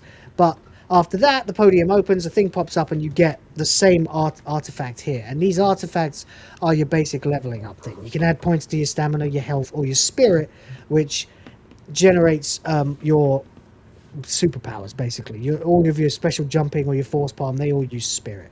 Otherwise, it's your standard stuff. Stamina helps you move through the world in a human way, faster and for longer, and health obviously keeps you alive. So there's me like upgrading my stamina right there. Spirit, actually, sorry, yeah, spirit, because I already did upgrade my stamina and health quite a bit. So there we go. It's not particularly difficult a game. It just is a little obtuse sometimes, but they've added all kinds of like extra things to it. The map is absolutely fucking colossal. This is one region out of about 7. Right. I feel like usually when you play like open world games like that, it's not the fact that they're super difficult, it's the fact that it's time consuming because there's so much stuff to do, right? Exactly. Is that like that's exactly it. Yeah, it's a massive time sink. Yeah, people huge time expect sink. to be able to just like press in one direction and press jump and complete the game. Yeah, exactly. And then running around the map, you'll find these platforms too. Once you step on them, you can fast travel back there. So that's it. Stuff like that. And there's loads to do. You know, literally, like, I'm not giving it anywhere near that. Hang on. Where are we here? Is this where I wanted? Yeah, hang on. Because you can, when you get to somewhere where you want to be, if you want to move, there are lots of ways to do it. I've started using this triple jump thing that I have, and then a glide, a lot because I don't have a more effective actual double jump yet. But there is a double jump in the game that you can also get.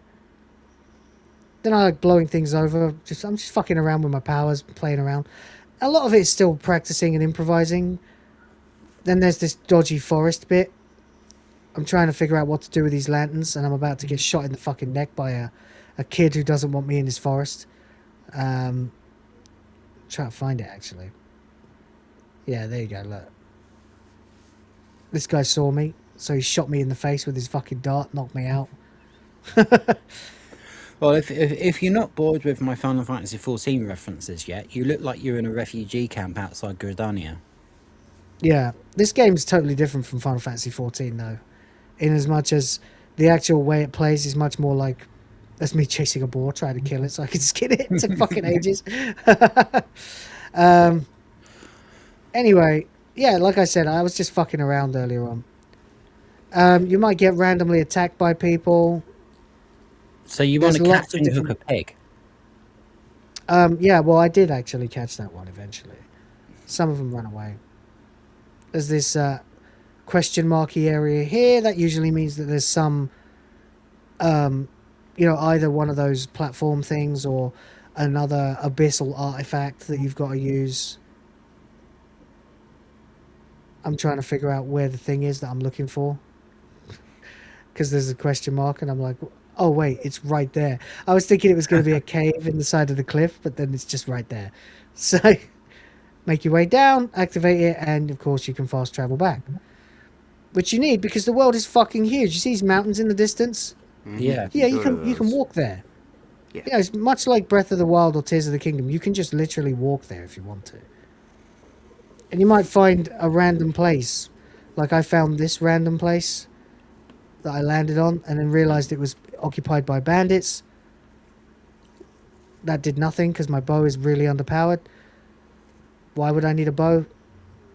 I can fuck them up in lots of different ways, although they're going to get the best of me at first.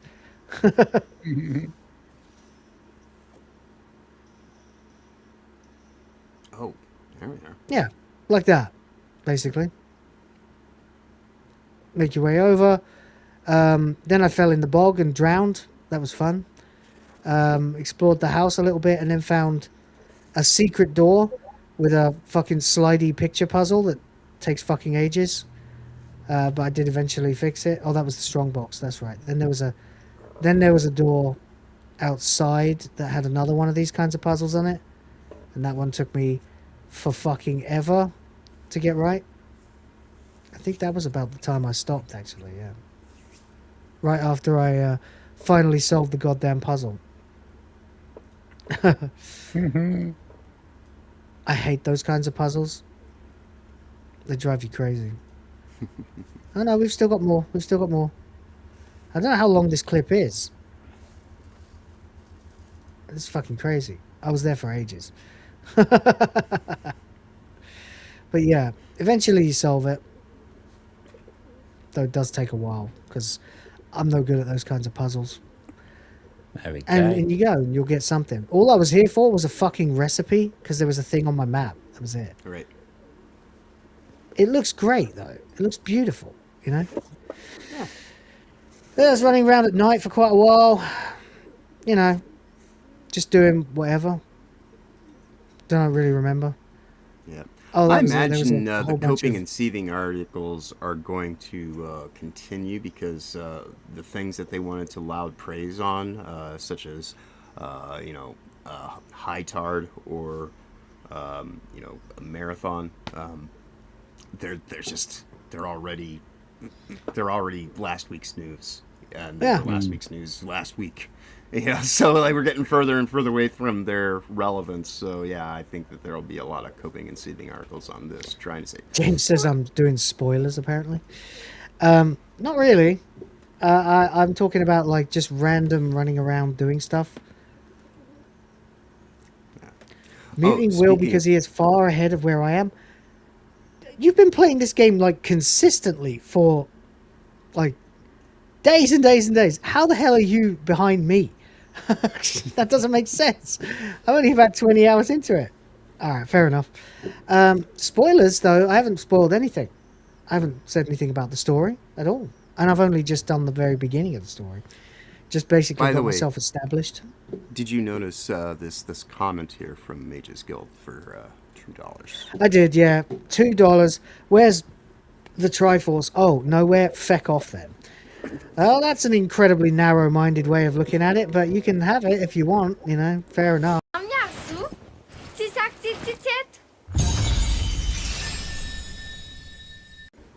Haven't you been playing this game, James? For fucking like days and days? Every time I look at it, it says you're on Crimson Desert. I figured you were like halfway across the world by this point. But anyway, yeah, so it's just random exploration, just fucking around. You don't, like, nothing I'm showing is spoilers because there's no context for any of it.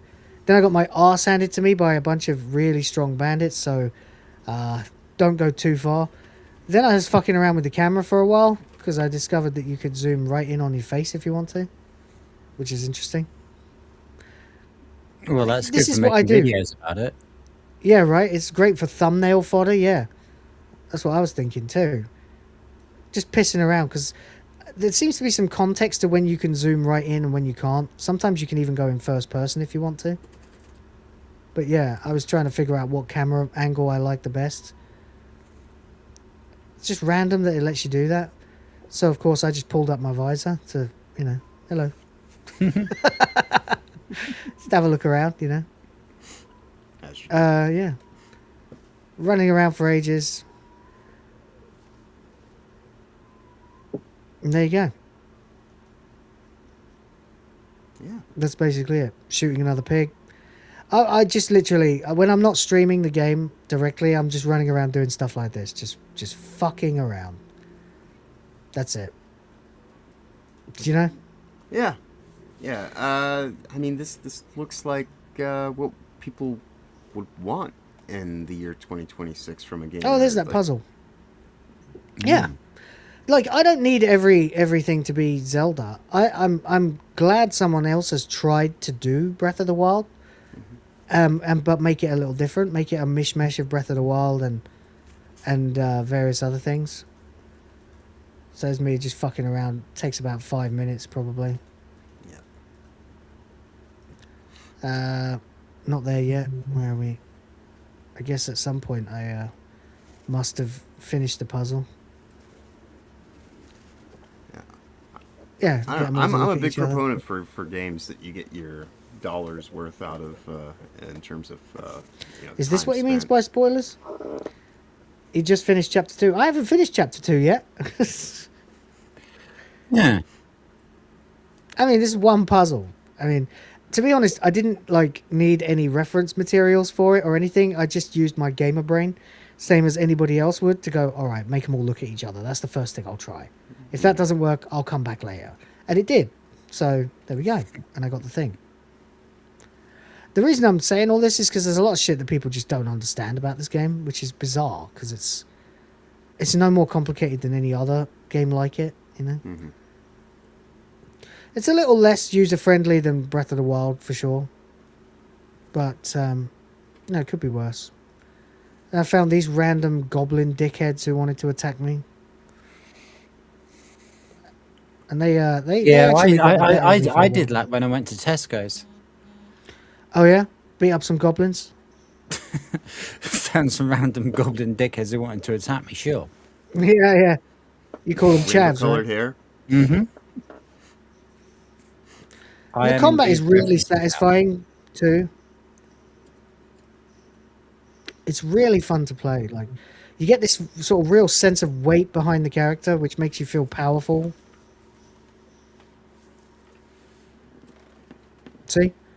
Like 10 seconds earlier, I thought, okay, I'm fucked here. And then I won. So, it's not that difficult. I just don't understand it. I don't understand what the hell the hate is with this fucking game. It baffles me. It genuinely does.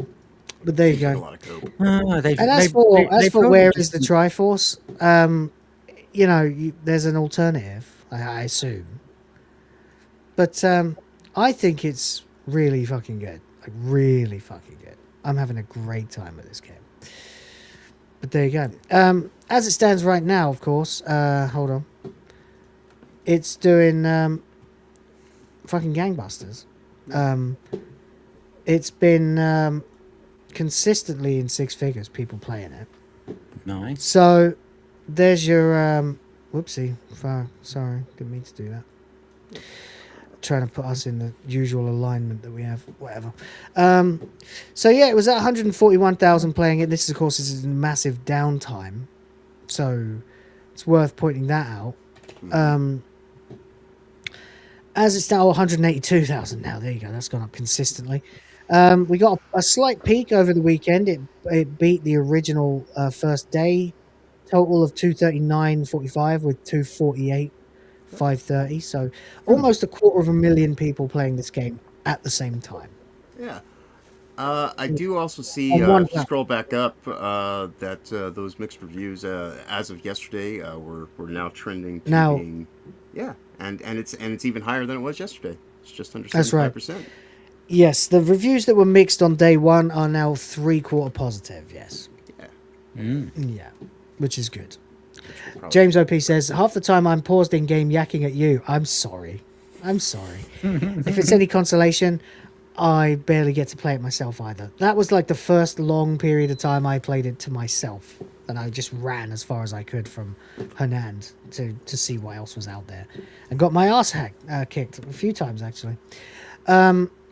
Something is wrong here. I don't know what it is. I'm going to have to log out and log back in. Can you buy me a few seconds to do that? Because the chat's just not... Yeah, if nothing else, I can read this chat right here for $5. Well, that's what I was about to do. That's why I'm leaving, so I could do that. So, okay, I'll read it and then I'll leave. Zelloc for 5 says, it's not difficult for us, but to these newer generations who are used to being handheld, they hate it. Correct. Yeah. And I'm sorry. I have no sympathy for them whatsoever. I'm so sorry. We had like... I got my ass kicked by Super Mario Brothers when I was a kid, you know?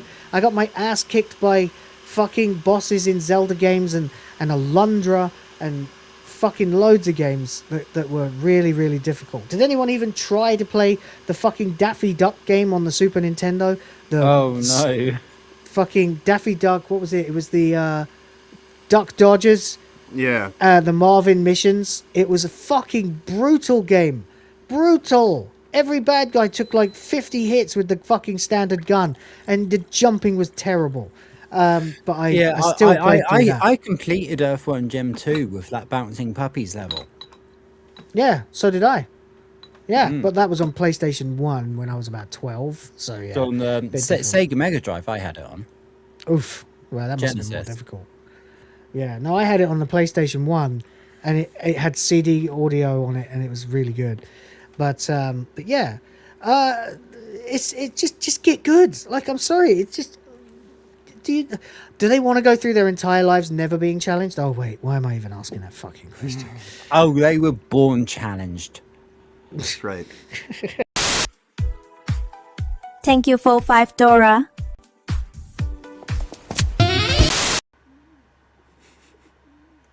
And now we have Sans Will. We have a John. Yeah, he'll be back in just a moment. In the meantime, Toasty, what do you have for breakfast? What's the snack du jour? Pasta. Ooh. So actually, you know what? Yeah, it is more midday. So this is a lunch, I would assume. I'm super hungry. My stomach wasn't feeling good yesterday, so I barely ate. So, and this morning my stomach was not feeling good as well. Right. Still, but then I guess the hunger caught up to me, and I wanted pasta. What kind of pasta? What kind of pasta we got there? The tubes. What do you call them? Linguine or something? I don't know. The tubes. You know what I mean? Sure. They're macaroni, aren't they? No. There's different kinds. I suppose that. Yeah. Yo. So yeah. So the game's doing really, really well. I think little by little, gamers' voices are starting to make it through. What's really pissed me off, and I'm not going to mention any names in particular here, and I'm not talking about Fake Wizard, by the way, is the number of YouTubers that I've seen covering this game who blatantly haven't played it and are sort of automatically just siding on the line that it's not for everyone. They're taking that approach to it, which unfortunately, if they had played it, I know they'd all have the opposite take. This game can be played and enjoyed by anyone. It's really very, very easy to pick up, and it tells you how to get good at it. And it is very, you're gonna die, right? But if you ever played Breath of the Wild, or Tears of the Kingdom, or God of War on the PS2, you're gonna die a lot. If you play Tomb Raider, you're gonna die. Yeah, you're gonna die. Streams? I know you have, but I've seen your streams. You die a lot. You do, yeah. And I don't blame you. I would too. I can't remember those controls. You're gonna get your ass kicked. I love the controls. I'm just crap at the game. Yeah. You're gonna get your ass kicked. You're gonna get killed. The game gives you multiple ways back, right? First of all, it gives you these pills that you can take one of. You can find almost anywhere. Not in massive supply, but you usually have 2 or 3 of them on you running around in the game. And when you die, that will give you an easy way to come right back into the middle of the fight, spring back to life on the spot, but you'll only have 30% health. Which, if you've got some healing items, you can turn back into 100% health in about a second. Right? Or 2 or 3 seconds. And Look at that. reassert yourself. Tomb Raider and Stardock appears. I know, that's amazing, right? So I didn't even have to go, yeah. But there you go. He's like fucking Joe Hendry up in this bitch. But there you go. Anyway, even if you do die and you don't have any fucking restorative items or revival items, you can come back like a couple of miles away and just do a quick run over there. Not even a couple of miles away, a few hundred meters away, and just run back over and carry on. Have another go. It's not like it costs you anything to die in this game. It's just a bit of time and the irritation of having watched your character fall to the ground dead, you know. That's it. It doesn't like go, you suck, we took half your items and now you've been sent back to the last town, you're 60,000 miles away from where you were, run back, bitch, haha. No, it doesn't do any of that. It doesn't even force you to go back to the last time you saved the game, because it's constantly auto-saving. It just goes, last checkpoint, basically the last place you were safe, and run back. So it's fucking ridiculous that people are like, this is difficult, this is hard. And as for the control shit, I have no excuse, no patience for that whatsoever, because everybody plays Grand Theft Auto. Everybody. So if you're freaked out about having to double tap and then let go of the X button on a PS controller to sprint, you're mad. Circles dodge, plenty of games have circle as dodge. Kingdom Hearts had circle as dodge. You know? It's bonkers. It's fucking literal madness. Yeah. The R1 and R2 for light and heavy attacks. The most recent Assassin's Creed games all do that. God of War does that. Right. The most recent God of War games do that. You know? You can even position the camera over his fucking shoulder and make like you're playing God of War if you want. Yeah. Although I will say, in recent years, I know that they changed the control option in Grand Theft Auto specifically so that you could just hold down the button to run, because people pissed and moaned and bitched about, you want me to tap the button? in the original days of Grand Theft Auto 3, you could hold the button to run. Then in GTA Vice City, I think, or no, I think they added it retroactively to 3 as well. You could tap the button to sprint. Yeah. Right? But that would knacker yourself out after a while with an invisible stamina gauge. Right. Definitely, I remember Tommy Vercetti running out of fucking stamina. Oh, yeah. And the reason why you do the tap is because if you held the button, you could get like a run in, but you could go shorter distances. And so when you actually learn, how to it's a tap sprint to the right rhythm. But if you hold the button, you run fast-ish, but not like a jog, like a brisk run. That lasts longer, or you can tap the button to spank your stamina and run as fast as you can for a shorter distance. Yeah, that's exactly the same as this. Exactly the same, except you have a stamina gauge like you do in Zelda, in modern Zelda, that shows you just how long it's going to be till you run out, which you can increase by collecting those artifacts, and they're everywhere, and upgrade your stamina. So what is the fucking point? First thing you should do in this game, by the way, if you want any advice from me, is get yourself 200 stamina points. Do at least 2 upgrades into your stamina. Because then you'll be able to actually go for longer. You won't be knackering yourself in like 5 seconds flat. So very helpful. Also helps you to climb for longer and various other things like that. Stamina first, always in this kind of game. And I don't know if that was meant to sound dirty, but it kind of did. Psyduck for £2 says, did someone say the magic word?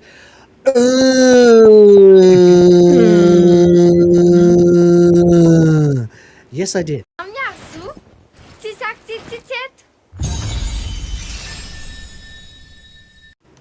All right. I'm trying to think we're going to have rank Red Dwarf. I didn't even get the pictures because when I saw Rhoda wasn't here, I was like, oh shit. Grufus, 99 cents super sticker. Thank you very much. Just literally the same face going. Appreciate you too, bud. Thank you for the $1. Thank you very much indeed. It's every little helps, you know. All right. So that's where we're at with this.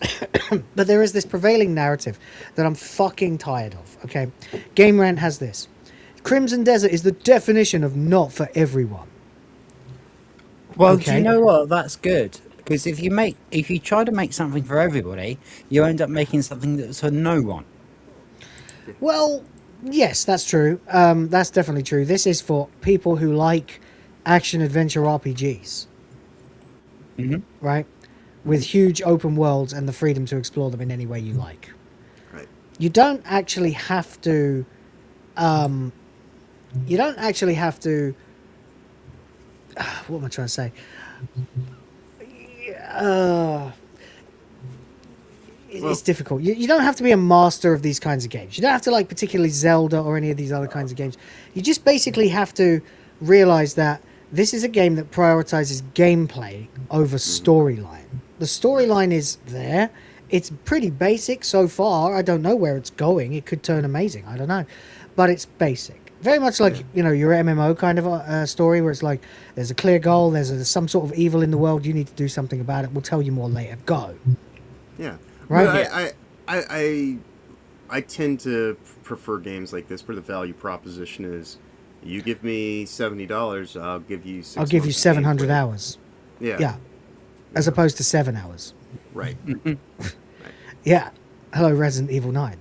So, this is the thing. If you compare, for example, Resident Evil 9 with this, you have a very short, very tailored, very stylized, very, very, very, very tight experience that is designed to lead you through several scenarios that are designed specifically to elicit emotional responses from you.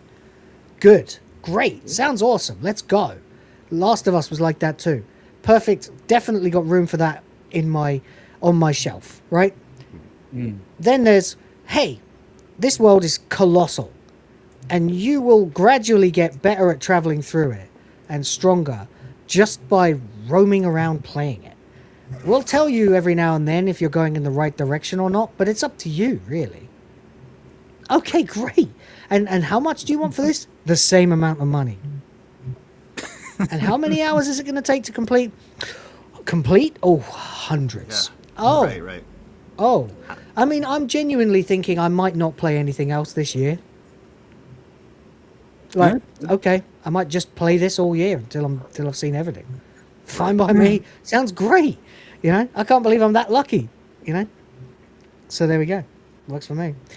Dark Souls, Sardoc says it's not for him. I'm not interested in obsessive grinding and corpse running, so I don't play Dark Souls. See, other people, I get that. I thought that as well, and I think that maybe, but I do own all the Dark Souls games now, thanks to you people in the chat, and the chat of SNH especially. So I will play them one day. I was planning to play them this year, but then this came out. And then it became clear just exactly how big this is, and now I've got to see everything. So that's what she said. Yeah. Mm-hmm. That's what she said. It is. True story. What do you want me to say? I have nothing to say to that. Except this.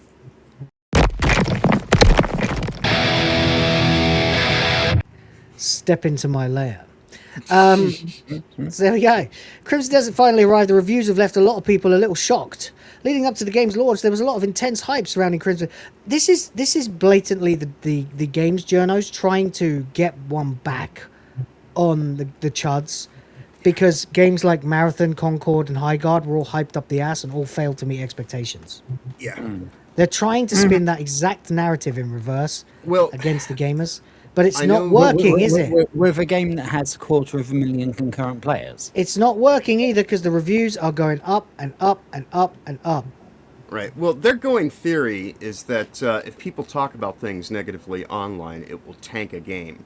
You know, that's what they tried to say, that the reason that these games weren't successful is because people were being critical online about it, and so now they're like, so we'll just do it to the games that they like. Here's the difference, though. Say whatever you want. The quality of the game is going to be the thing that actually determines whether people show up for it and continue to, and it gains ground, or if it just kind of falters and, you know, goes straight into the fucking memory hole of time.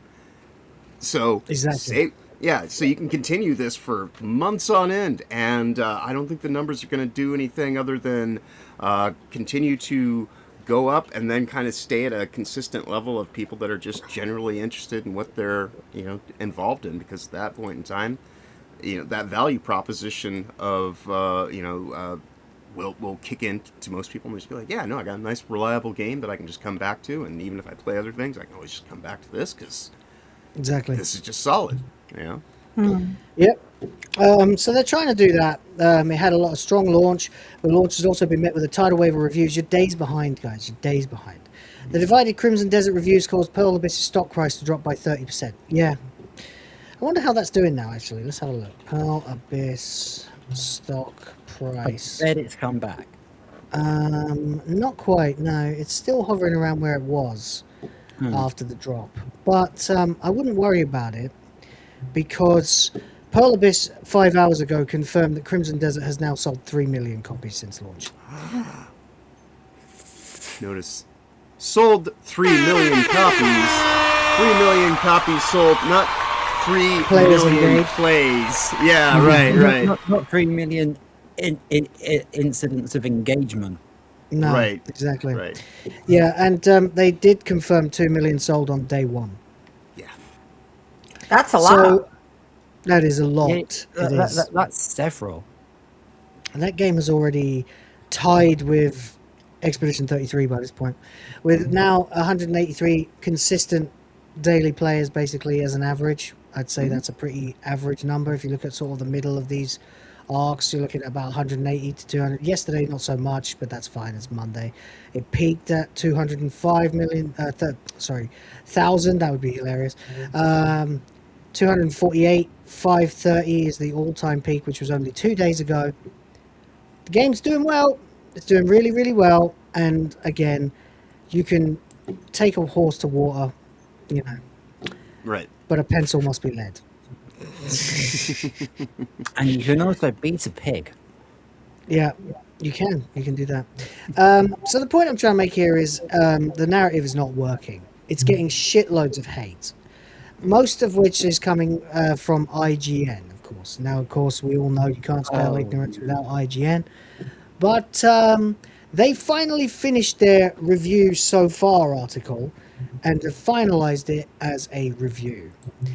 And they've put the score at, remember before it was 6.5? They finished on 6. Okay. This game is okay. The reality here, though, is if this game were made by Nintendo, would it be getting the same results? Oh, no. If this had Zelda branding on it, 10s everywhere. 9s, 10s. Yeah. 9s, 10s. If this game was made by... Someone asked me earlier on, if this game was made by Ubisoft, what would be happening? I said, well, it would be a shitload worse. It would be a hell of a lot more grindy. It would have almost no content in it whatsoever, instead of almost everything in the world being interactable. And it would be getting 9s across the board. Right. Well, there you go. Give me a second. I just got to go do a thing, and I'll be right back. If the main character was a black lesbian, they would love it. Oh, clearly. I do understand that as you move through the game, you do meet up with a few other player characters. Thank you, Sardoc. Thank you. Another dude and a boss. Well, I don't know if she's a boss babe, but she's a battle babe. She's all like, you know, dressed up, scantily clad but strong. So I don't mind I don't mind a badass chick being the main character. In fact, I love it. As long as she looks sexy while doing it, I'm fine. Yeah. Because I don't want to see no ugly ass bitch character. Nah, I want to see a good looking, beautiful character. Right. Yeah, I mean, that's kind of why me and Sardoc mainly stream Tomb Raider. Indeed. Why's that? Because she doesn't look like an ugly bitch. Oh, yeah.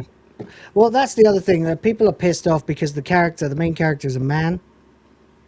And there's That's what I'm also... saying. Yeah. There's also 2 other playable characters in it. GTA style, you can switch between them at any moment if you want to. So, like, literally you can... In exactly the same style, by the way, except you hold up, I think, instead of down. Use a wheel, select your character, and then it goes boop, boop, boop, up into the sky like in GTA. Takes you over to where they are, although it has a bit more of a loading thing that washes over. And then you come into the character, pardon the phrasing, and okay, fill their cup. You take hold of the character and you slip deep inside, and you're playing as that character. But the thing is, the character can be doing anything. Just like in GTA, they can be in the middle of something. So they've borrowed that as well. But here's the other thing. They might be in the middle of a gigantic battle against dozens and dozens of people. So you can suddenly find yourself deep in combat as one of the other characters. So that's really funny. I think that's kind of cool. That sounds really fun. Yeah, it does, right? Holy shit! It's like kind of like if you were to take over as Trevor in GTA and fight him in the middle of a fucking car chase or something. You know? Yep. That'd be kind of cool. Well, I was just mentioning if this character was a black lesbian, they would. Well, it's funny you say that because there is a female protagonist, and she looks like this. Yeah. She looks alright. Yeah. Yeah, she's all right. But is she black or a lesbian? She's not black, and she's not a lesbian. No. I don't think her sexuality... I don't even know if it's explored in the game. Right. No, there was actually someone who had a 0 review score. Yes, because true. there was no LGBTQ, CIA. Right. Bullshit Well, in here. did you say that the character's sexuality is not explored? It hasn't been so far. Well, that's it's actually a game then. Well, that's odd. Right? That's very good. Yeah. It's almost as if the matters of the game are more important than some identity crisis bullshit being put in there for lip service. Yep. Interesting. Now, I don't know if it's in the game or not, but she does have a battle bikini. There's a shot of her wearing like a battle bikini. I don't know if somebody AI'd it. I don't know if somebody AI'd it or not. But I thought that was cool. No doubt it will be added to the game or modded into the game soon, I would imagine. So the Does it picture have I'm like a talking store? about, Like a in-purchase store where you could just buy like different outfits and stuff like that? Or do you like earn outfits? there's loads of different types of armor in the game. You have to. I like that a lot. You can get from buying your. That's why my character was all dressed in blue, whereas the one that I showed you originally, the sort of vanilla version of him, is just dressed in sort of grey and black and fur and stuff. So I don't know if this is in the game, but I guarantee it will be soon. And that actually is where I got the thumbnail chick for today from, because I put her in a nicer pose. That's really nice. Yeah, it's all right, isn't it? So there you go. So they're calling it okay. And as for the Zelda commentary, because there's been a lot of people who have compared this to Breath of the Wild and Tears of the Kingdom, myself included, in a good way when I do it. There's also these guys at Polygon, so be careful which narrative you want to choose to side with, who are saying, Crimson Desert is what happens when you try to copy Zelda but don't understand Zelda. Maybe they're as not a- trying to copy it. Maybe it's just similar. Have you ever As a considered that? gigantic fucking Zelda fan myself, I'm having a great time with this game, and the bits where I get to compare it to Zelda are some of the best, and the bits where I don't get to compare it to Zelda are also great. So whatever. But Sardock is here for £5. First of all, says, what? Actual sales, not clicks on social media, natural D20s rolled, or number of underwater baskets weaved. I know, I was as shocked as you are, sir. Utterly appalled by this disgusting display of gameplay over fucking just wanking on about fucking players engaged. And actually, So there you go. actually being able to talk about legitimate copies sold in a week's Just time. money that you made, you say. Copies that you actually sold to people as opposed to just rented out or that people tried and then gave back. Fuck. Thank you for $5. Hell yeah. One of these days, Sardock's going to hit some arbitrary limit of super chats, and I'm going to make a topless man doing stuff for him. I think I have a new I think I have a new project for myself this week. I'm going to change the logo to Polyghoul because That'll do. that seems to be what they We'll are. just put an E on the end of it. Yeah, exactly. That one also works. Yeah. I'll save that for when it goes out of business. It's an but for X-Parrot. right now, It's an X-Parrot. It's a polygon, yeah. Yes. It's difficult to play Crimson Desert and not compare it to other games. Its map design smacks of Red Dead Redemption 2. The combat design and attention to detail are just like Assassin's Creed. True. For me, it took less than 30 minutes of playtime to see Legend of Zelda Breath of the Wild imprinted in the core design of the game. However, Crimson Desert's mistake is to believe Breath of the Wild's appeal lies in its technical achievements instead of its mysteriously alluring and culturally rich world. Okay, so I want to say one little thing there. I bet Nature's the Guild still author, here? I bet the author of this article didn't realise they just said core design. Yeah, I know. That's funny. Here's the thing, right? I'm going to give them a bit of room here to breathe, because this is actually one of the more fair takedown attempts that I've read. Crimson Desert proudly displays its vast map filled with diverse landscapes to visit and countless things to do. Despite the presence of a main quest line, the game was designed to entice curiosity, encouraging us to explore every corner and leaving no stone unturned. Like linking Breath of the Wild, protagonist Cliff gains access to many skills that serve as exploration tools. By the way, they're calling him a bland character. He talks more than Link. Right. One of the first I'm ones sorry, is Axiom Force. Is Go he on. supposed to have like pride colors on him or something? Well, Like, see, what I are was going to they- say, I'm assuming that's what their blandness is he doesn't have any. Oh, you know- a straight white He's guy. a He's so bland. generic white guy with black hair and fucking Braveheart paint on. So there you go. Yeah. One of the first is fifth the Axiom white Force. male. Although it serves a similar purpose to Link's magnesis, a large energy magnet that connects objects and allows you to move them. Axiom Force is also useful in combat, pulling enemies, directing magical energy toward them, and even allowing you to perform some over-the-top action moves. It's true, yeah. You can do like a grapple onto the top of a castle and haul yourself over onto the battlements quickly using it. It's handy-dandy. I just sort of began to get used to using it today, actually, or yesterday. I quickly grasped the potential of the tool, automatically developing the habit of shooting the grappling hook at everything I found, from trees, houses, and debris to suspiciously large rocks. I realized just as quickly as I learned that there was almost nothing surprising to discover with it. Well, of course not. There's loads of puzzles that use it. I have not even bothered with Axiom Force. I was too busy learning to navigate the world as a person. So, there you go. Fearing that players might ignore the mysteries that are actually present on the map, Pearl Abyss marked them with large question marks, as if screaming, "Hey, keep looking, you might find something interesting." Alright, Navi.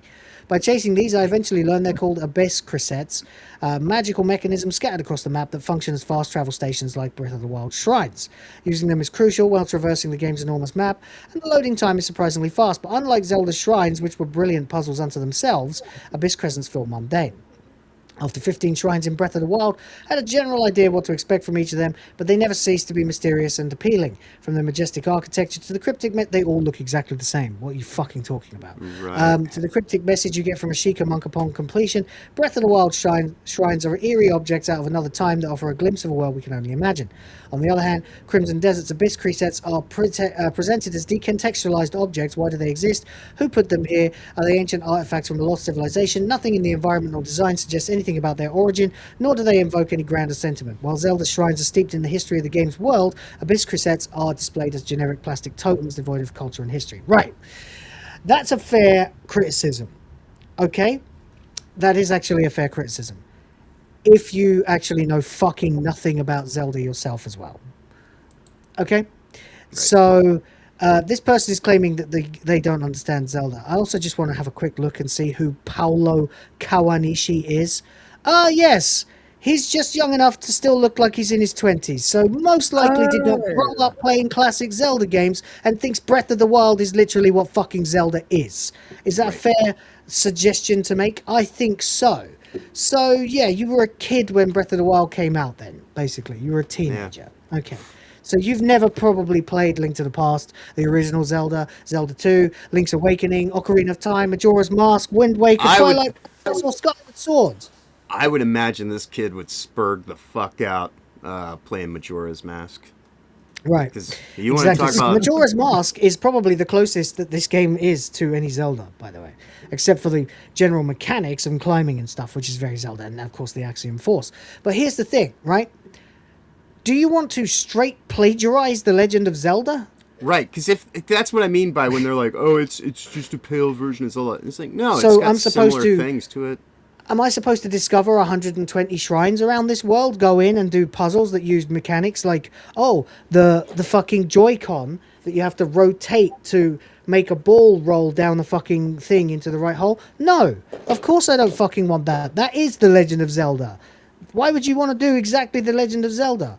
What they've got instead is things that force you into a completely different style of puzzles. For example, I found a cave which had a question mark around it, and inside the cave were 3 paintings. Sorry, 3 dials. And on each of the walls was a map with 3 X's on it. Okay? So I went and explored the locations on the map. I sort of took a screenshot and drew the X's on myself in paint. Or photo, whatever, and then went to those places and found the pictures, went back to the thing and turned the dials to match the symbols from those locations, and bing bang boom, the fucking door opened and I got myself a fucking Abyss artifact, right? Bam. The point is, that is still a puzzle. It's just not the kind of puzzle that Zelda does. Right. Zelda creates 120 basically identical looking areas with physics-based puzzles in them.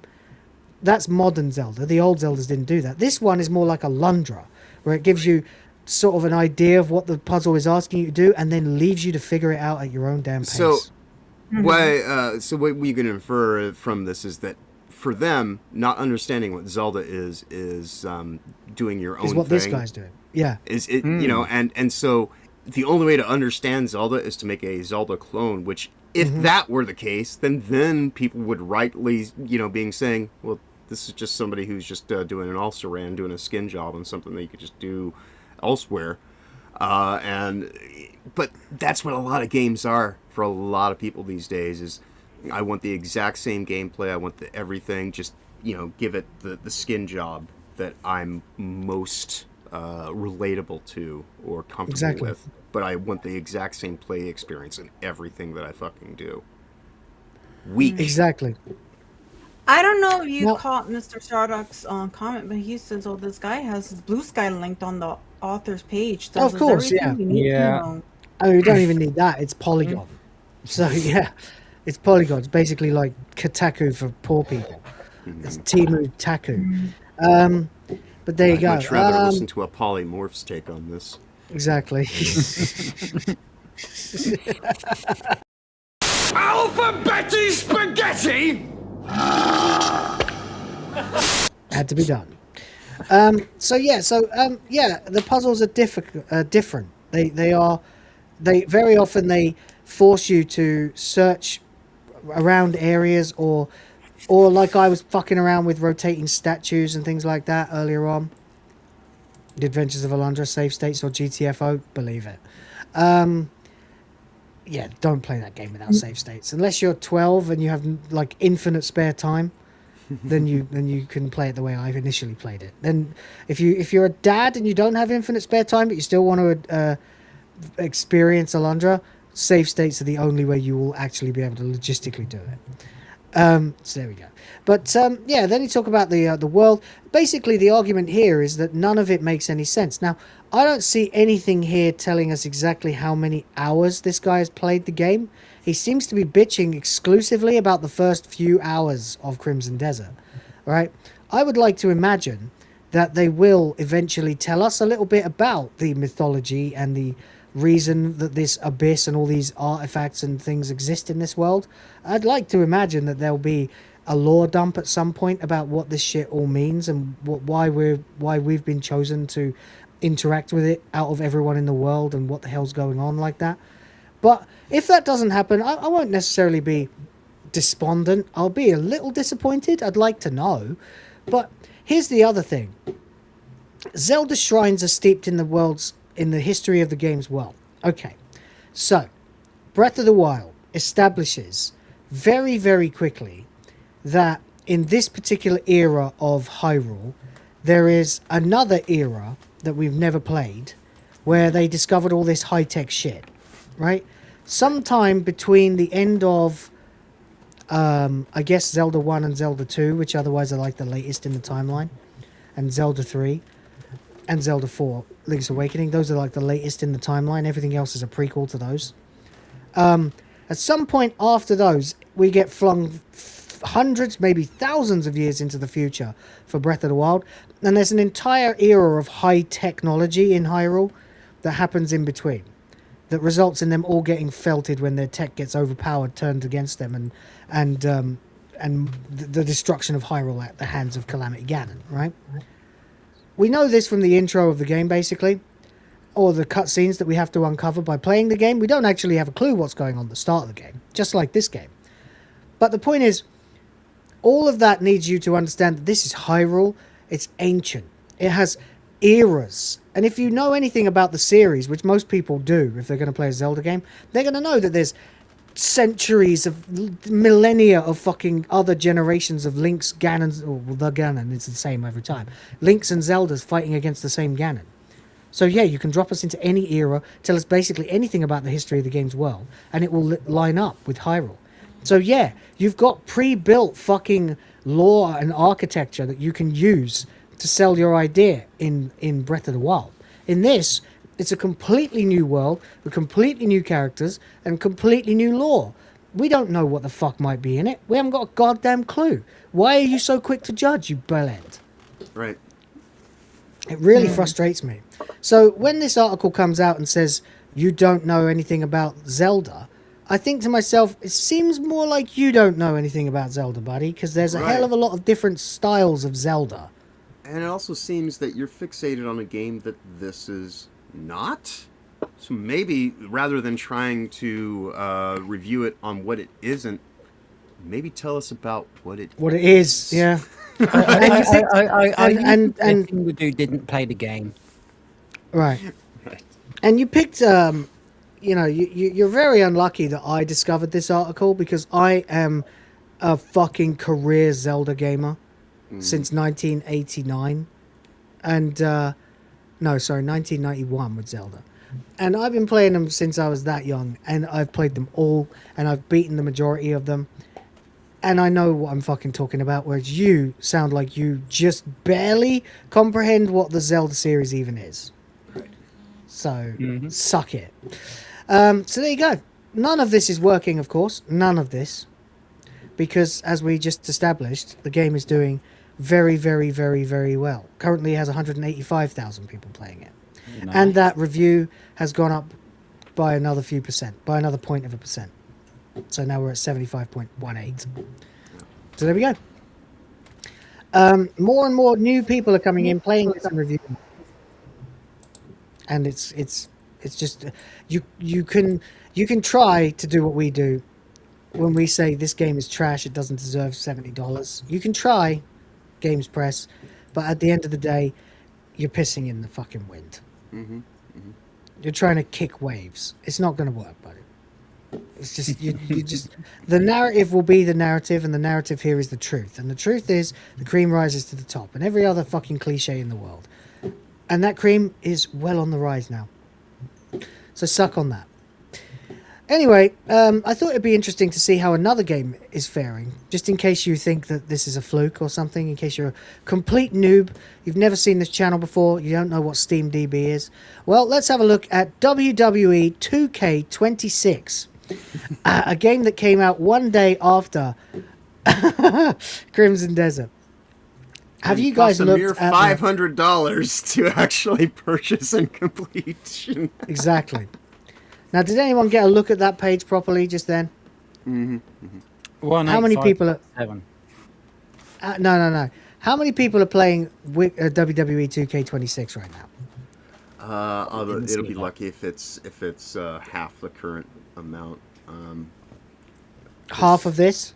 Yeah. So you think 90,000? 90,000 to maybe 100, maybe. And that's okay. That's me being as kind as I can be. Okay. Anyone else? No looking, chat. Take a guess. How many people? Or guess the peak concurrent number. I'm gonna go lower. I'm gonna say. I assume it's actually probably lower, but I'm just trying to. I'm gonna say 50. 50,000? No, 50. 50 people. Playing a WWE game. Put out by... That came out this week. Right. From 2K Games. You think 50 people? Okay. I did Is mean... it less than that? I did mean 50,000, but okay, right, yeah. When you questioned me, I thought it would I thought you were having a stroke or something. Right. When you questioned me, I thought it would be funny to say no 50. Yeah, right. Fair enough. Okay, well, you know, I'm going to say it's not 6,000. What do you got, Toast? What are your thoughts? I'll say 20,000. All right. I don't know what James OP means. He says 120. Maybe it's 120 people or 120,000. Well, let's see. We've got 185,000 people playing Crimson Desert right now. WWE 2K26. Damn. Well, everybody's over. Stephen Brumby, the closest at 2,500. But even he was over. Yeah, but he does have kind of the median between its 24-hour peak. Oh, sorry. It came out a week before, apparently. It came out a week before. Oh, so it's even had more days of time to actually... Well, guys, I'm going to head out. I think we can agree that Stephen won that round, though. James means 120. Right? Holy shit. This game has been marketed up the arse. This game has been pushed and pushed and pushed, multiple different versions of it. Now, you have to acknowledge WWE games, they're a console thing, really. But with the amount of people playing on PC at the moment, holy fuck, buddy. Yeah. That is before we dig into this WWE stuff, Toasty says that she needs to take care of some mom I'm sorry. birthday stuff. Yeah, you go do your thing, honey. Thank you very much for coming and joining us. Yes. Would you like to do an outro? Yes. Oh, yeah. We're having a special guest tonight, 8 p.m. Eastern, so that's why you should follow me. You're not saying who it is? Huh? Not even a hint? Okay, Mike Harlow. So, yeah, cool. I'm excited. Yeah. There you go. Oh, that's going to be fun. Yeah. All right, Sweet. guys. Times tonight. So, yes, All please do right. stop by for Go that. check it out, guys. Have a good one. Take care, Toasty. Thanks for joining us. Yep. Catch you in a bit. Anyway, so 185,000 currently playing out of a peak concurrent player count of 250,000, 250,000 for Crimson Desert. WWE 6,500 all-time peak, all-time, and trending down. 24-hour peak 1,800. I didn't think that was possible. I mean, I assumed there were enough wrestling fans for this to hit 5 figures. I couldn't believe it when I saw it. I refreshed it a minute ago. It was at 2,700 earlier. It's gone down since I opened this page. We're on the road to WrestleMania. Although the road to WrestleMania 2. They released this during the middle of the road to WrestleMania. Right. Not even at the opposite end of the year like they used to around Survivor Series time. Right. So yeah, this is... Oof. Well, TKO has not done a good job in their meddling with this game. 2,300 people. I can serve more than that on a day in a checkout. Yeah. Probably. Yeah, actually, that doesn't sound like it's impossible. I've definitely served. I'm not lying. I'm not even definitely served. When I worked in retail, I definitely served more than 1,000 in a day before. So yeah. Yeah. Whoa, that's outrageous. We can compare some other stats too. We have for Crimson Desert, number 1 in wish list, number 2 in top sellers. It's gone down to number 2 now. Wow, that's interesting. Number 7 in daily active users. We have got 115,000 viewers on Twitch, 496,493 all-time peak 5 days ago, that release day. Estimations between 1 and 1.45 million on Steam, which actually would make sense because it's a largely PC-based game. We know that they've sold 3 million copies. WWE estimated 54. So even if we were to double that for consoles as well, which you could probably triple it to be fair, for consoles, 150,000 copies. That's well, I mean, Wizard said it really doesn't run very well on PlayStation, so yeah, I'm waiting for them to optimize it for Steam Deck. You mean Crimson Desert? Yeah. We're talking about the WWE stuff now. Yeah. You'll be probably waiting a while. Yeah, probably forever. But I've got like 90 games that I need to play, so fair enough. But there you go. The road to WrestleMania is supposed to end with a ladder and a briefcase, not a drain and a dumpster. They haven't done Money in the Bank at the road to WrestleMania. They haven't done Money in the Bank at WrestleMania for years now. Yeah, it became its own 20 years, maybe? Substandard PLE, as they like to call them these days. And they haven't 17 years or something since they inaugurated. They haven't done a Money in the Bank event. I think now it's going on 2 years. Yeah, so they're stepping away from that. It seems. Yeah. When is the next Money in the Bank? Isn't it June? If it's still even being done, I don't. Well, they must have had one because Seth Rollins was Money in the Bank. Right. Yeah, last year. So it'd be probably midsummertime. Yeah. No, they did. They had it. They did. They had it on June 7th. Yeah, because that was the vision. That was the vision thing. So that was the vision, of course. That's right. It's just it's become more lame in the execution of the win. So well, there's only so many ways you can keep doing the same idea over and over again without trying to reinvent it. But there you go. Enough, so WWE absolutely fucking felted. Apparently, it's getting a major patch to try and fix it, but no one cares. No one's interested. Is there $500 for this game? Wrong? Is there actually anything wrong with the game itself, or is it just people don't apparently care? It mechanically doesn't run very well. Also, they announced it with like 5 versions of it that you have to buy if you want the full roster. Right, and even if you spend the initial $200 whatever for like the big version of it, it's still another. Well, I guess it's $150 for their big time version of it, the ultra deluxe, whatever. It still costs you another $400 some odd dollars. So it's like, yeah, it's a $500-$600 investment if you don't want to sit there and go through and do things. And because people actually, the way that you unlock it, it's one of those things where you're being monitored online while it's happening. And so a whole bunch of people figured out ways to actually gain points so that they could start to unlocking shit.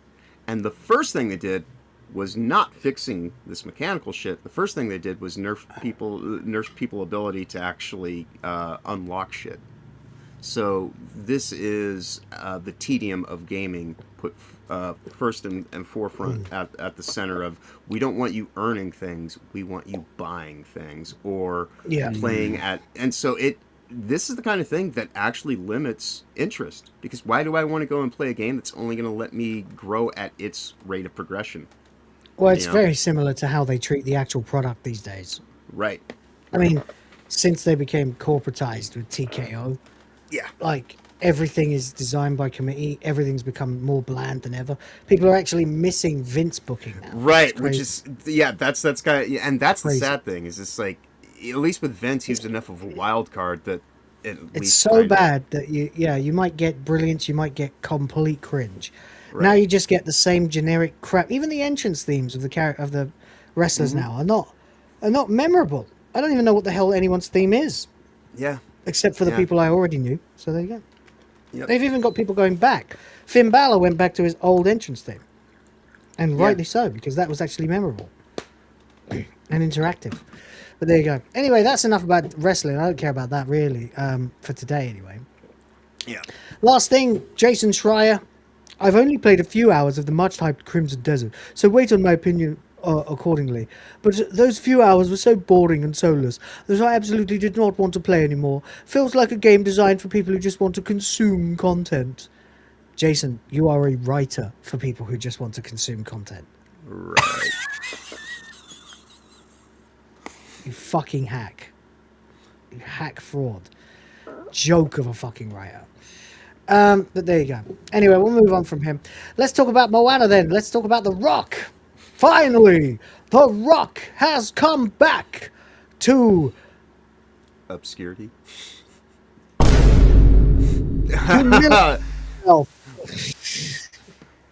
To retread bullshit that we've already done once before and probably a better execution.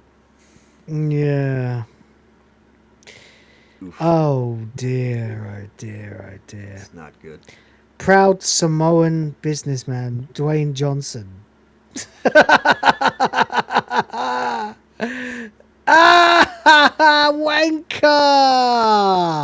What a wanker!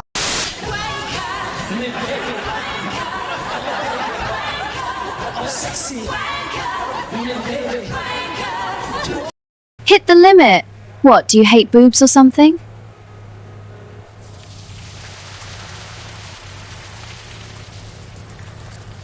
Yes, ladies and gentlemen, we are at 44% of the limit. I would very much appreciate it if you could get us to the full 100, because I need it. Thank you very much.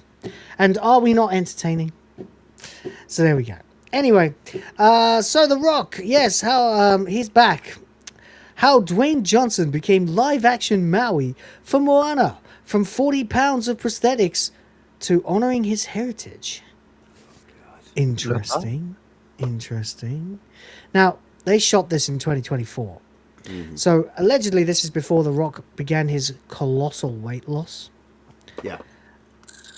The last time we saw The Rock was when John Cena turned heel. Right? Mm-hmm. So, that would be March. That was a year ago.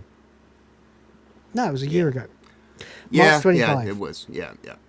It was at well, it's now March 26, so March 25 would be a year ago.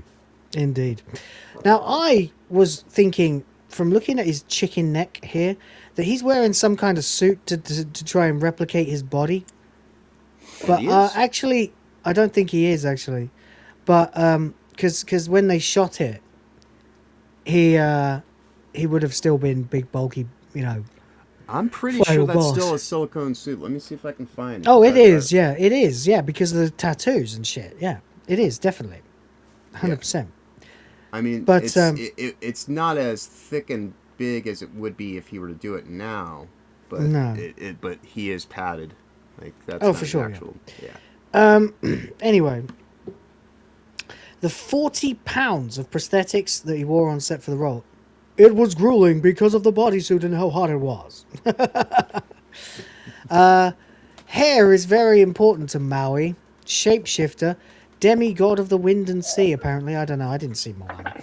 Hero of men and women from Disney's Moana. His mana, his spiritual energy, is tied to his presence, and luscious locks play a big part of that. Fucking what? Okay. We knew that it had to be some fucking Dwayne Johnson here. We knew that it had to be something that could have real lift to it. Oh, it's not him talking. Because you're doing this on the water. What does it look like? Wet. Okay. Okay. Okay. That thing became a challenge that I had to work through very quickly that I didn't anticipate was the prosthetics and the hair and the body. That's an additional 40 pounds on you. Rock. At the time, you weighed like 300 pounds of pure fucking muscle. What's 40 pounds? You can bench a man over Shit, your he eats head. 40 pounds of pancakes in a sitting. That's what he says, anyway, yeah. But there we go, anyway. Says there's a freedom when you perform, whether it's as an actor or singing. What? He's a terrible singer. So that was an adjustment on how to actually work my emotions through 40 pounds of prosthetics and hair and body that I had on me. Oh, God, if they got him singing. Of course, he was singing in the original too, wasn't he? Even in the world of professional wrestling at that time of the 70s as a subculture that was not covered at all by media, it was looked down on by the majority, but anytime he had some sort of recognition, even a crumb of it, he was like, yes, that's our culture. He's talking about his dad, High Chief Peter Maivia. No, wait, that was his grandfather. His dad was Rocky Johnson. Yeah. So I don't know why he's talking about that. The point I'm trying to make, though, really, before we begin to wrap the show up, is that he looks a fucking nightmare. He looks awful. He looks like a 60-year-old man. Mm-hmm. Like, if you compare that to how he looks in the fucking movie, which is ludicrous, by the way, but much more Samoan looking, by the way. Much more. He actually kind of looks like Umaga here. Yeah. That's what the guy looks like, right? Yeah. And actually, if you look up Umaga, who was a very prominent wrestler in 2008, sort of. Mm-hmm. See what I mean? Mm-hmm. That's the same guy, right? Yeah. It's a shame that Umaga died, unfortunately, some years ago. But yeah, actually, it's worth pointing out, there's no way Rhoda would know this. Umaga is The Rock's cousin, I think. Yeah. Yeah. There's, you don't know this, but there is a huge fucking wrestling family that The Rock is part of. Like, Umaga was, let's see. Where was Umaga? Where's Umaga on this fucking thing? He was, oh God, it's hard to find him. There's so many Samoans on this fucking list. Where the fuck is Umaga? Wasn't he like the brother or cousin of the Usos who are currently? No. Oh no, there he is. Edward Fatu. Hang on, I gotta open this fucking image in its own tab. This is ludicrous. Edward Smith Fatu. Yeah, he was the cousin of or brother of Rikishi. Yeah, I was gonna say it's Rikishi's brother. He's the uncle to the Usos. That's right. So he's uncle of the Usos and Roman Reigns, and cousin of The Rock, or brother-in-law of The Rock, or something along those lines. It's really difficult to keep track of, actually. In law, somehow connected to. So yeah, he's basically his cousin or whatever. I don't fucking know. So yeah, that now The Rock's playing a character that looks like his cousin, but he doesn't look anything like the fucking cartoon, does he? No. No. He looks like a 60-year-old man's face in a 30-year-old's body. Mm-hmm. You know? And that's actually interesting as well, because I just looked up earlier on how old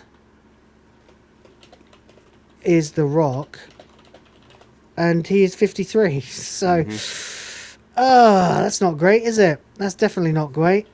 Dwayne Johnson, of course, himself, if you actually see a picture of him as he looks now, whereas 2025 or 26. Insurance. We did show a picture of this not too long ago, so let's try and drag it up again and see if we can find anything besides Instagram as a fucking link. Fucking hell. There we go. That'll do. Open image. There he is.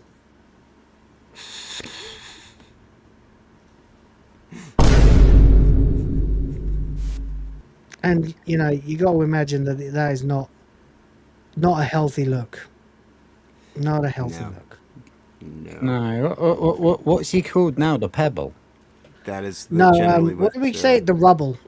Yeah, no, he looks like he went from HGH to Ozempic.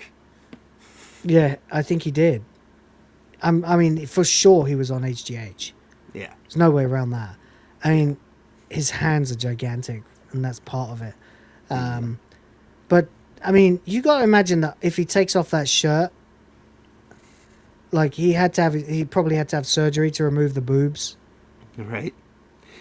Which would not be the first time, because, like, you know, as everybody remembers, like, way back, if you remember way back in the day when Rock was first starting out, he had bitch tits, even when he was, you know, in shape. Yeah, he did, yeah. Yeah. Well, he did have surgery to shrink his pecs, didn't he? To shrink his tits. Yeah, and to reshape his nipples. Mm-hmm. True. So there's that. So I don't know, man. Like, I imagine they had to cut a lot of skin off him. A lot. Dark. Anyway, there he is in Moana again, looking like The Rock. But unfortunately, it's not gone really, really well for the Moana trailer. So we're going to have a look at it. Even though I've never seen the original, and I couldn't give a fuck. But I am interested to see that dislike ratio a little bit, you know? I'd like to see where this is going. So be warned, folks, this is the portion of the stream that will get cut out later for copyright reasons. See you on the other side, I suppose. Let's have a look.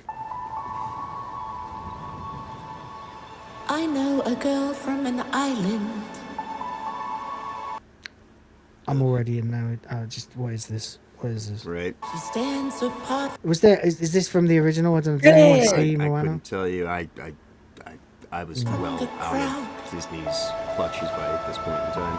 She loves That pig the looks sea delicious. and her people. She makes her whole family proud. Moana, listen. These lyrics. It's not a song. That's not even a song. I can't even make a proper critique of it because It's not even a song. Right. It's just basically a diary sung. It's just somebody trying to harmonize what the fuck they're saying. And is she singing about herself? How narcissistic is that? The stories are true. The story has just begun. Beyond our reef, an evil darkness has found us.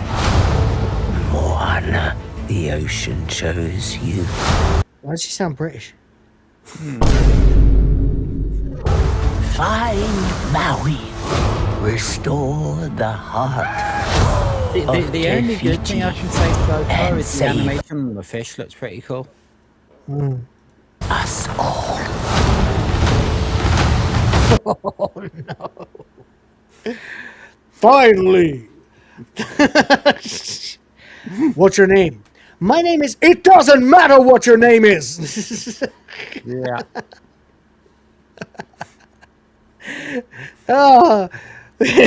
Who are you, Moana, you little jabroni? Well, now his name will be Slim Shady. Maui's gonna turn this boat sideways and shove it straight up your candy ass.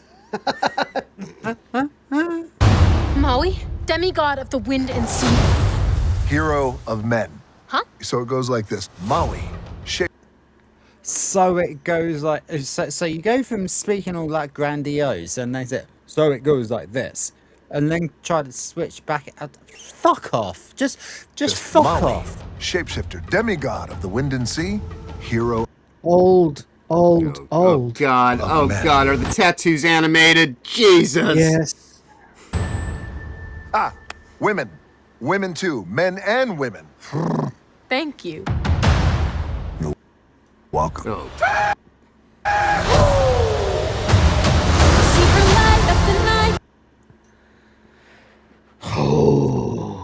This movie's gonna get fucking felted. The sea, she calls me. That'll probably do well. I need your help. I'm not going on a mission with. Huh? This is going to be the new Snow Beige. A little bit. Except that the original was, you know, also ethnic as fuck and tribalist and all that shit. And it did really well because it was animated. I just don't think live action's going to do well because I think a lot of people are just going to go, why would I want to go see a fucking film that's only like 10 years old? This is second-rate animation on a thing that was already done once before, and it's not doing. Yeah, it's probably more animated than the animated original.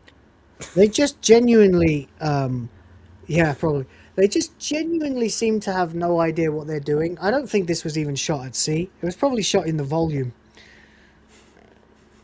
It's immortal. The weather's never that perfect on the open ocean, you know. Right, Trust me. Right. I see what happens when the shit from the open ocean lands on land. It makes my stream go down, you know. They're in the Pacific Ocean. Island. Well, that shot of her on the water that we just had there, that was definitely not the That's real... more like what I'm expecting from the open ocean. Right. Yeah. If you smell... Survive if we don't make it. The ocean chose me. Why is the chicken still a cartoon? For a reason. Oh, you know, the ocean chose her because the sea Survive if we is don't always salty. But he's a normal man, right? An old man. Make it. Oh no, he's a demigod. The chicken still has bug eyes. For a reason. The fucking chicken. The chicken still looks like it did in the cartoon. Right. Yeah. It's probably genetically modified. Well, that's because when they did their take on from a McDonald's Little farm, Turd that's why. Maid, and they tried to make the characters look like natural animals, it caused a lot of just cognitive dissonance with people watching. Like, what the hell? This it fucks with people. So, but this also too doesn't make sense because it doesn't match. Yeah. It's not good. It's not good. The ocean chose me for a reason. And it chose you too. Listen, Prince. Does he have to keep doing that? Mm-hmm. Does he have to keep going, Yahoo! Huh? Did he make a chicken noise and then dive down a well? No, he seems to be just screaming Yahoo! Says, if you're gonna do this, you gotta go through a whole ocean of bad. I'm not a So Disney. princess. I'm the daughter of the chief. Leader of my people. Oh God! Oh God! It's always the same thing, isn't it? It's always the same trailer. It's the same trailer, isn't it? It's the same trailer every time. Jesus! I mean, it's Moana, but it's... Oh. Okay, well... It does sound like I'm a woman, doesn't it? Right? Just like what happened with fucking Batgirl. Are you ready to be the hero? Let's go save the world. I got your back.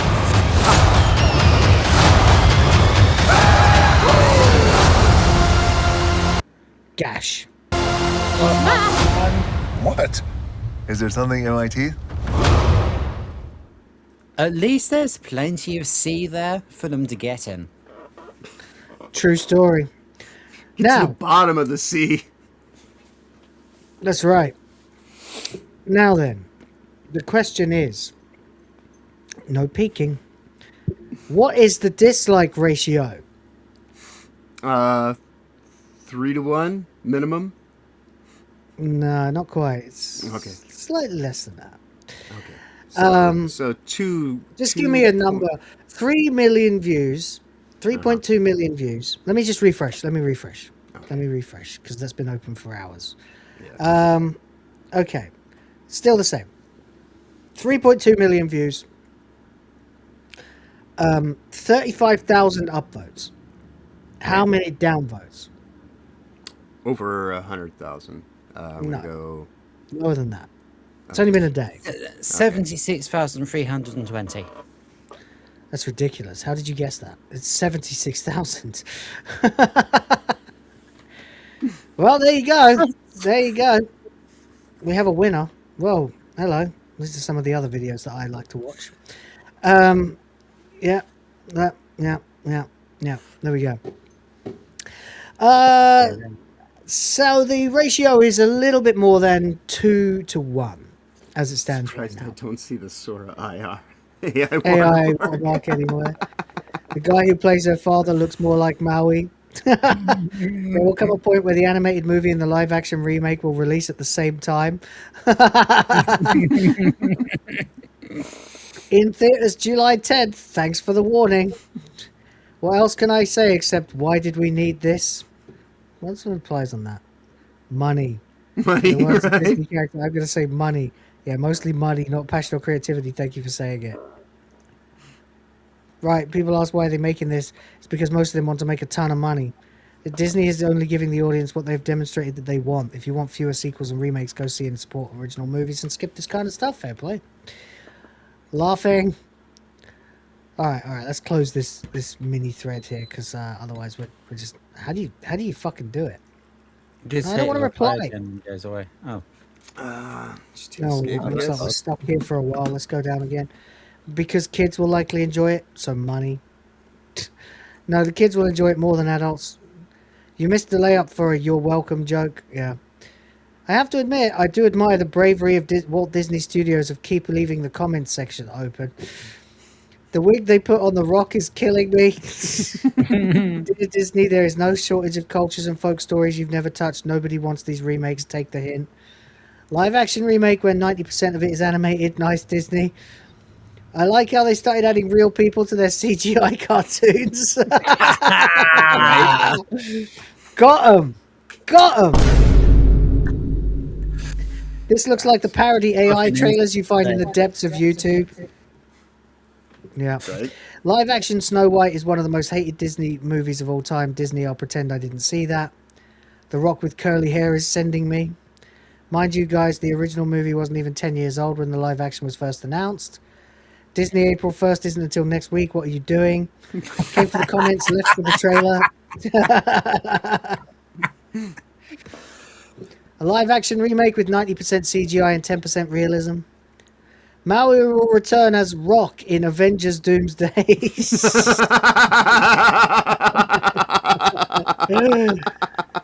Disney coming to a theater near you. Me moves.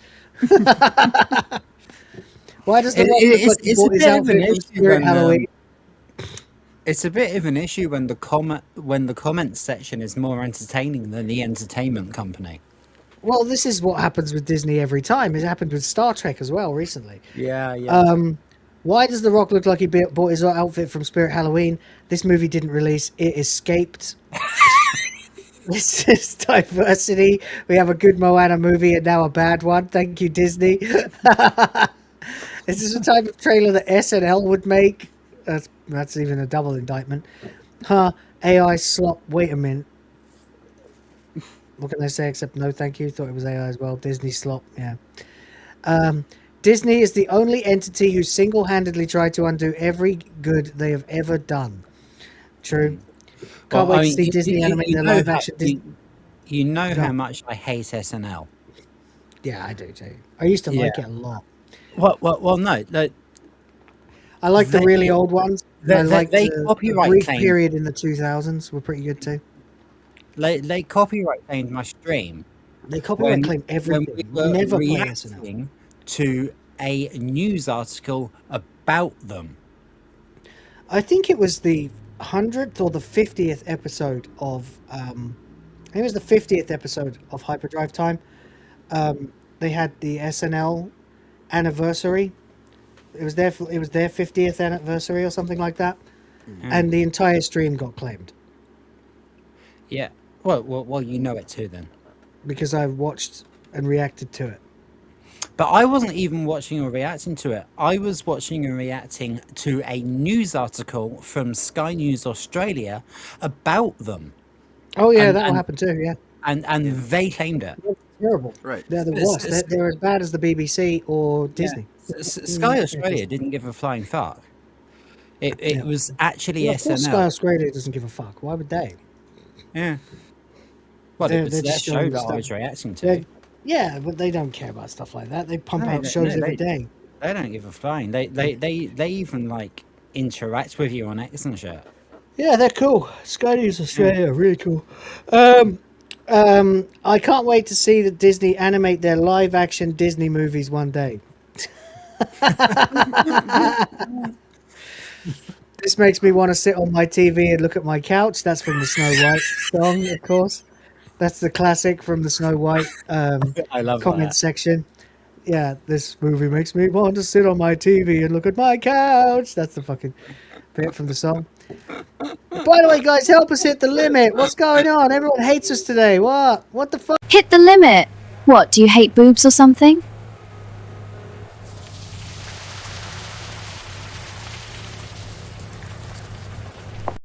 Hit the freaking limit, please.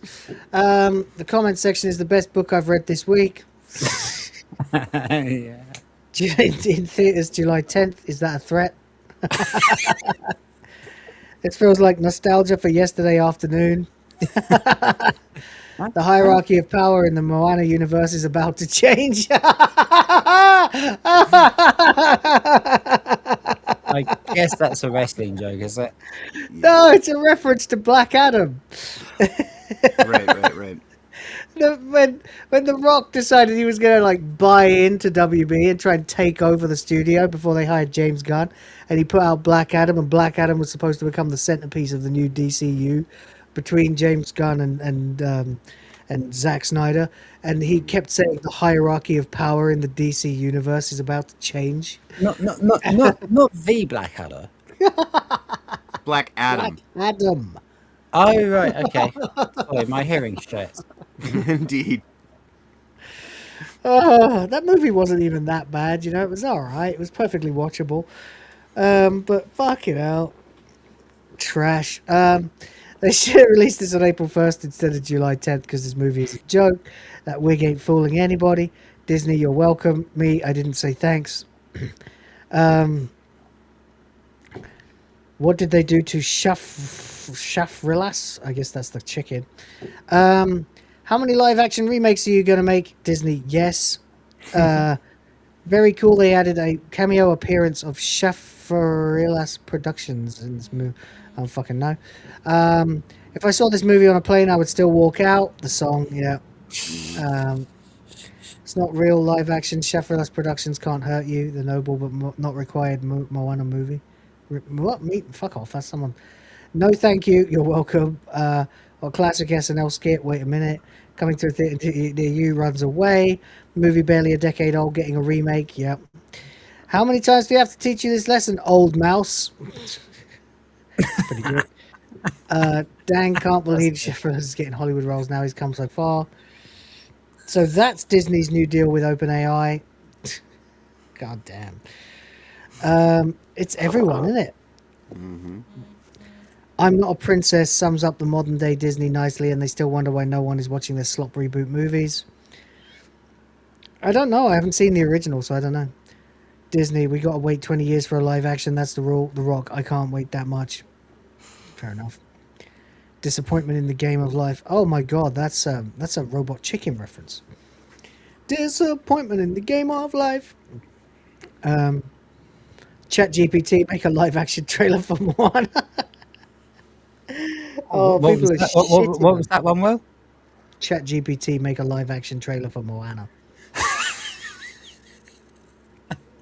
I've watched a lot of things in my life that felt corporate. Never in my life have I viewed something as corporate as this. I'm at a loss for words, genuinely.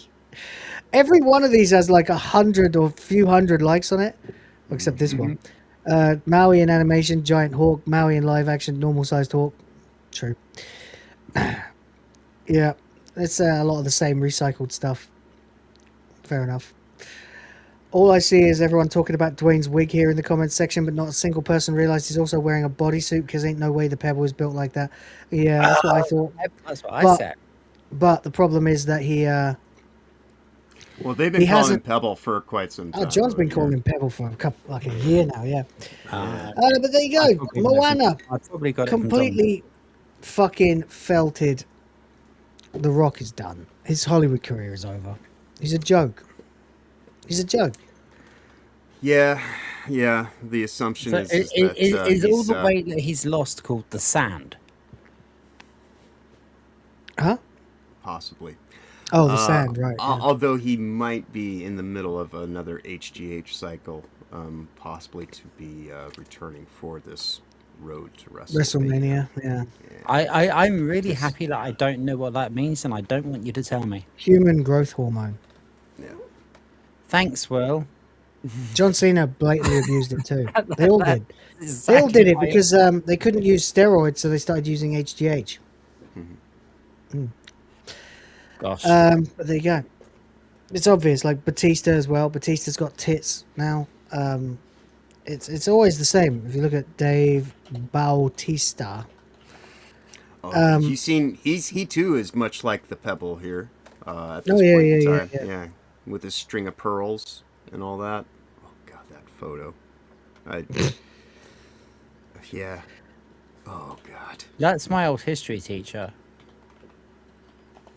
Yeah. Well, let's just compare him to what he was like in WWE. Hold on a second. That's not big enough. That'll do. No, that's pretty small too. Why are all the images fucking tiny? Hold on a minute. Jesus Christ. Fucking useless. Why would anyone ever search for a fucking 200 pixel fucking image, you retards? No, that's Facebook. Alright, that'll do. Hold on.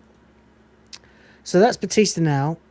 And this is Batista in WWE. Right. Something's changed. Yeah.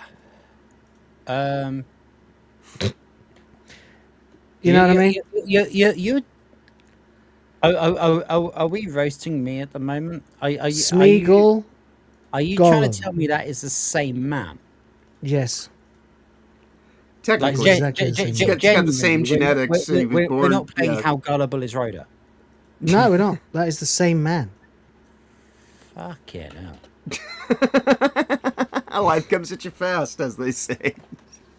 It is the same fucking man.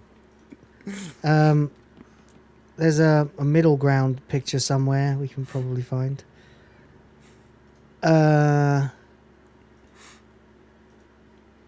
you go. That was last year. I feel unwell. Yeah.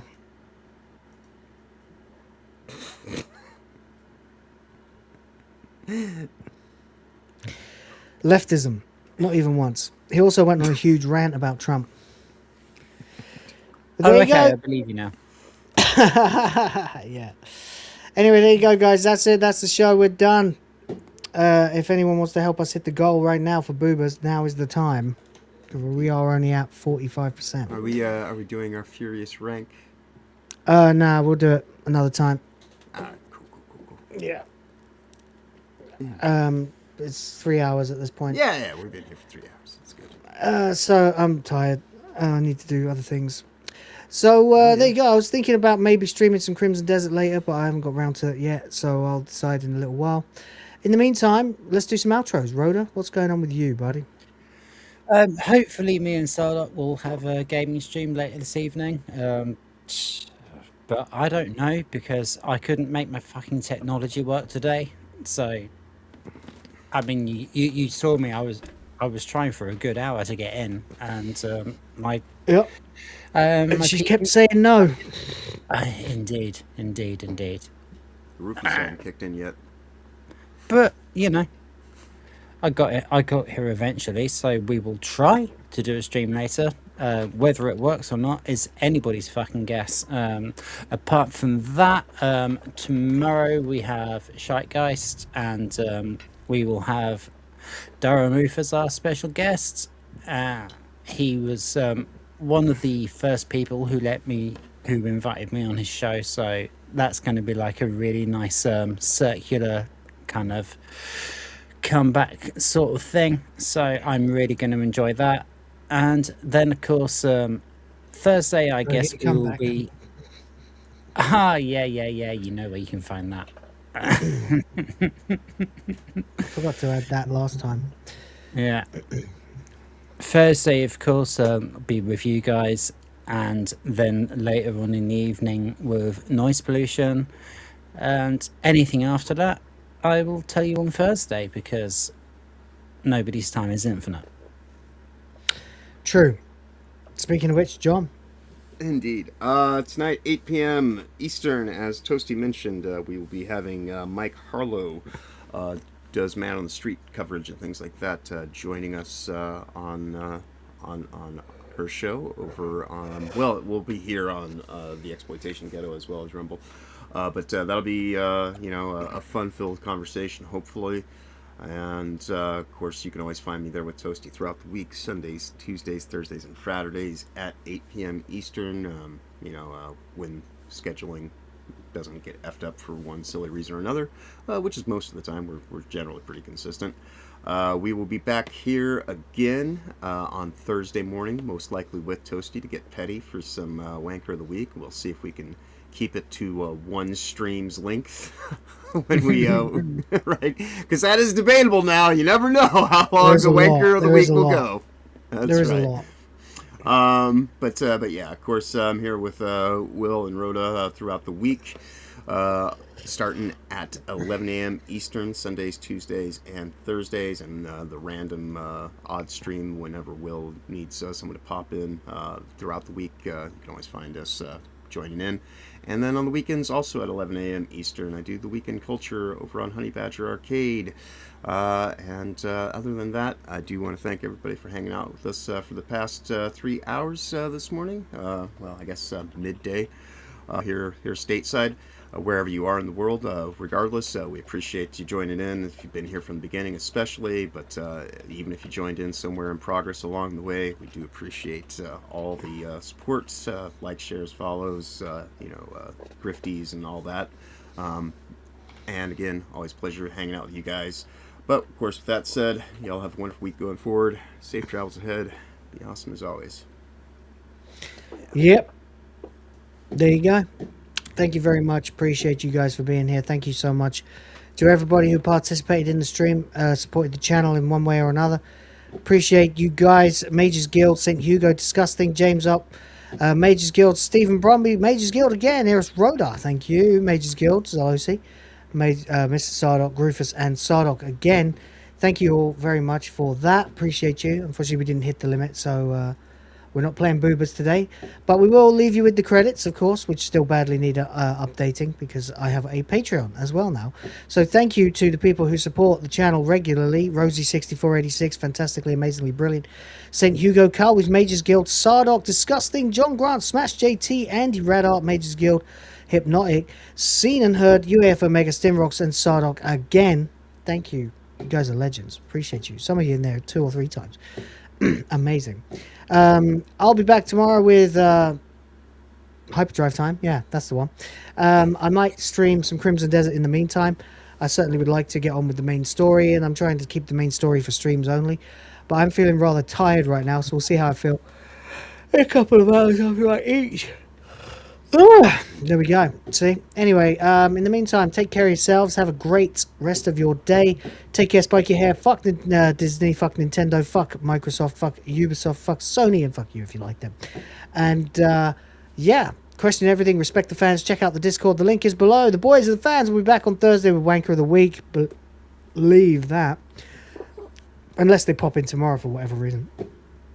And we'll see. But that's it. Take care. Have a great one. And see you on the next time. Tatty bye.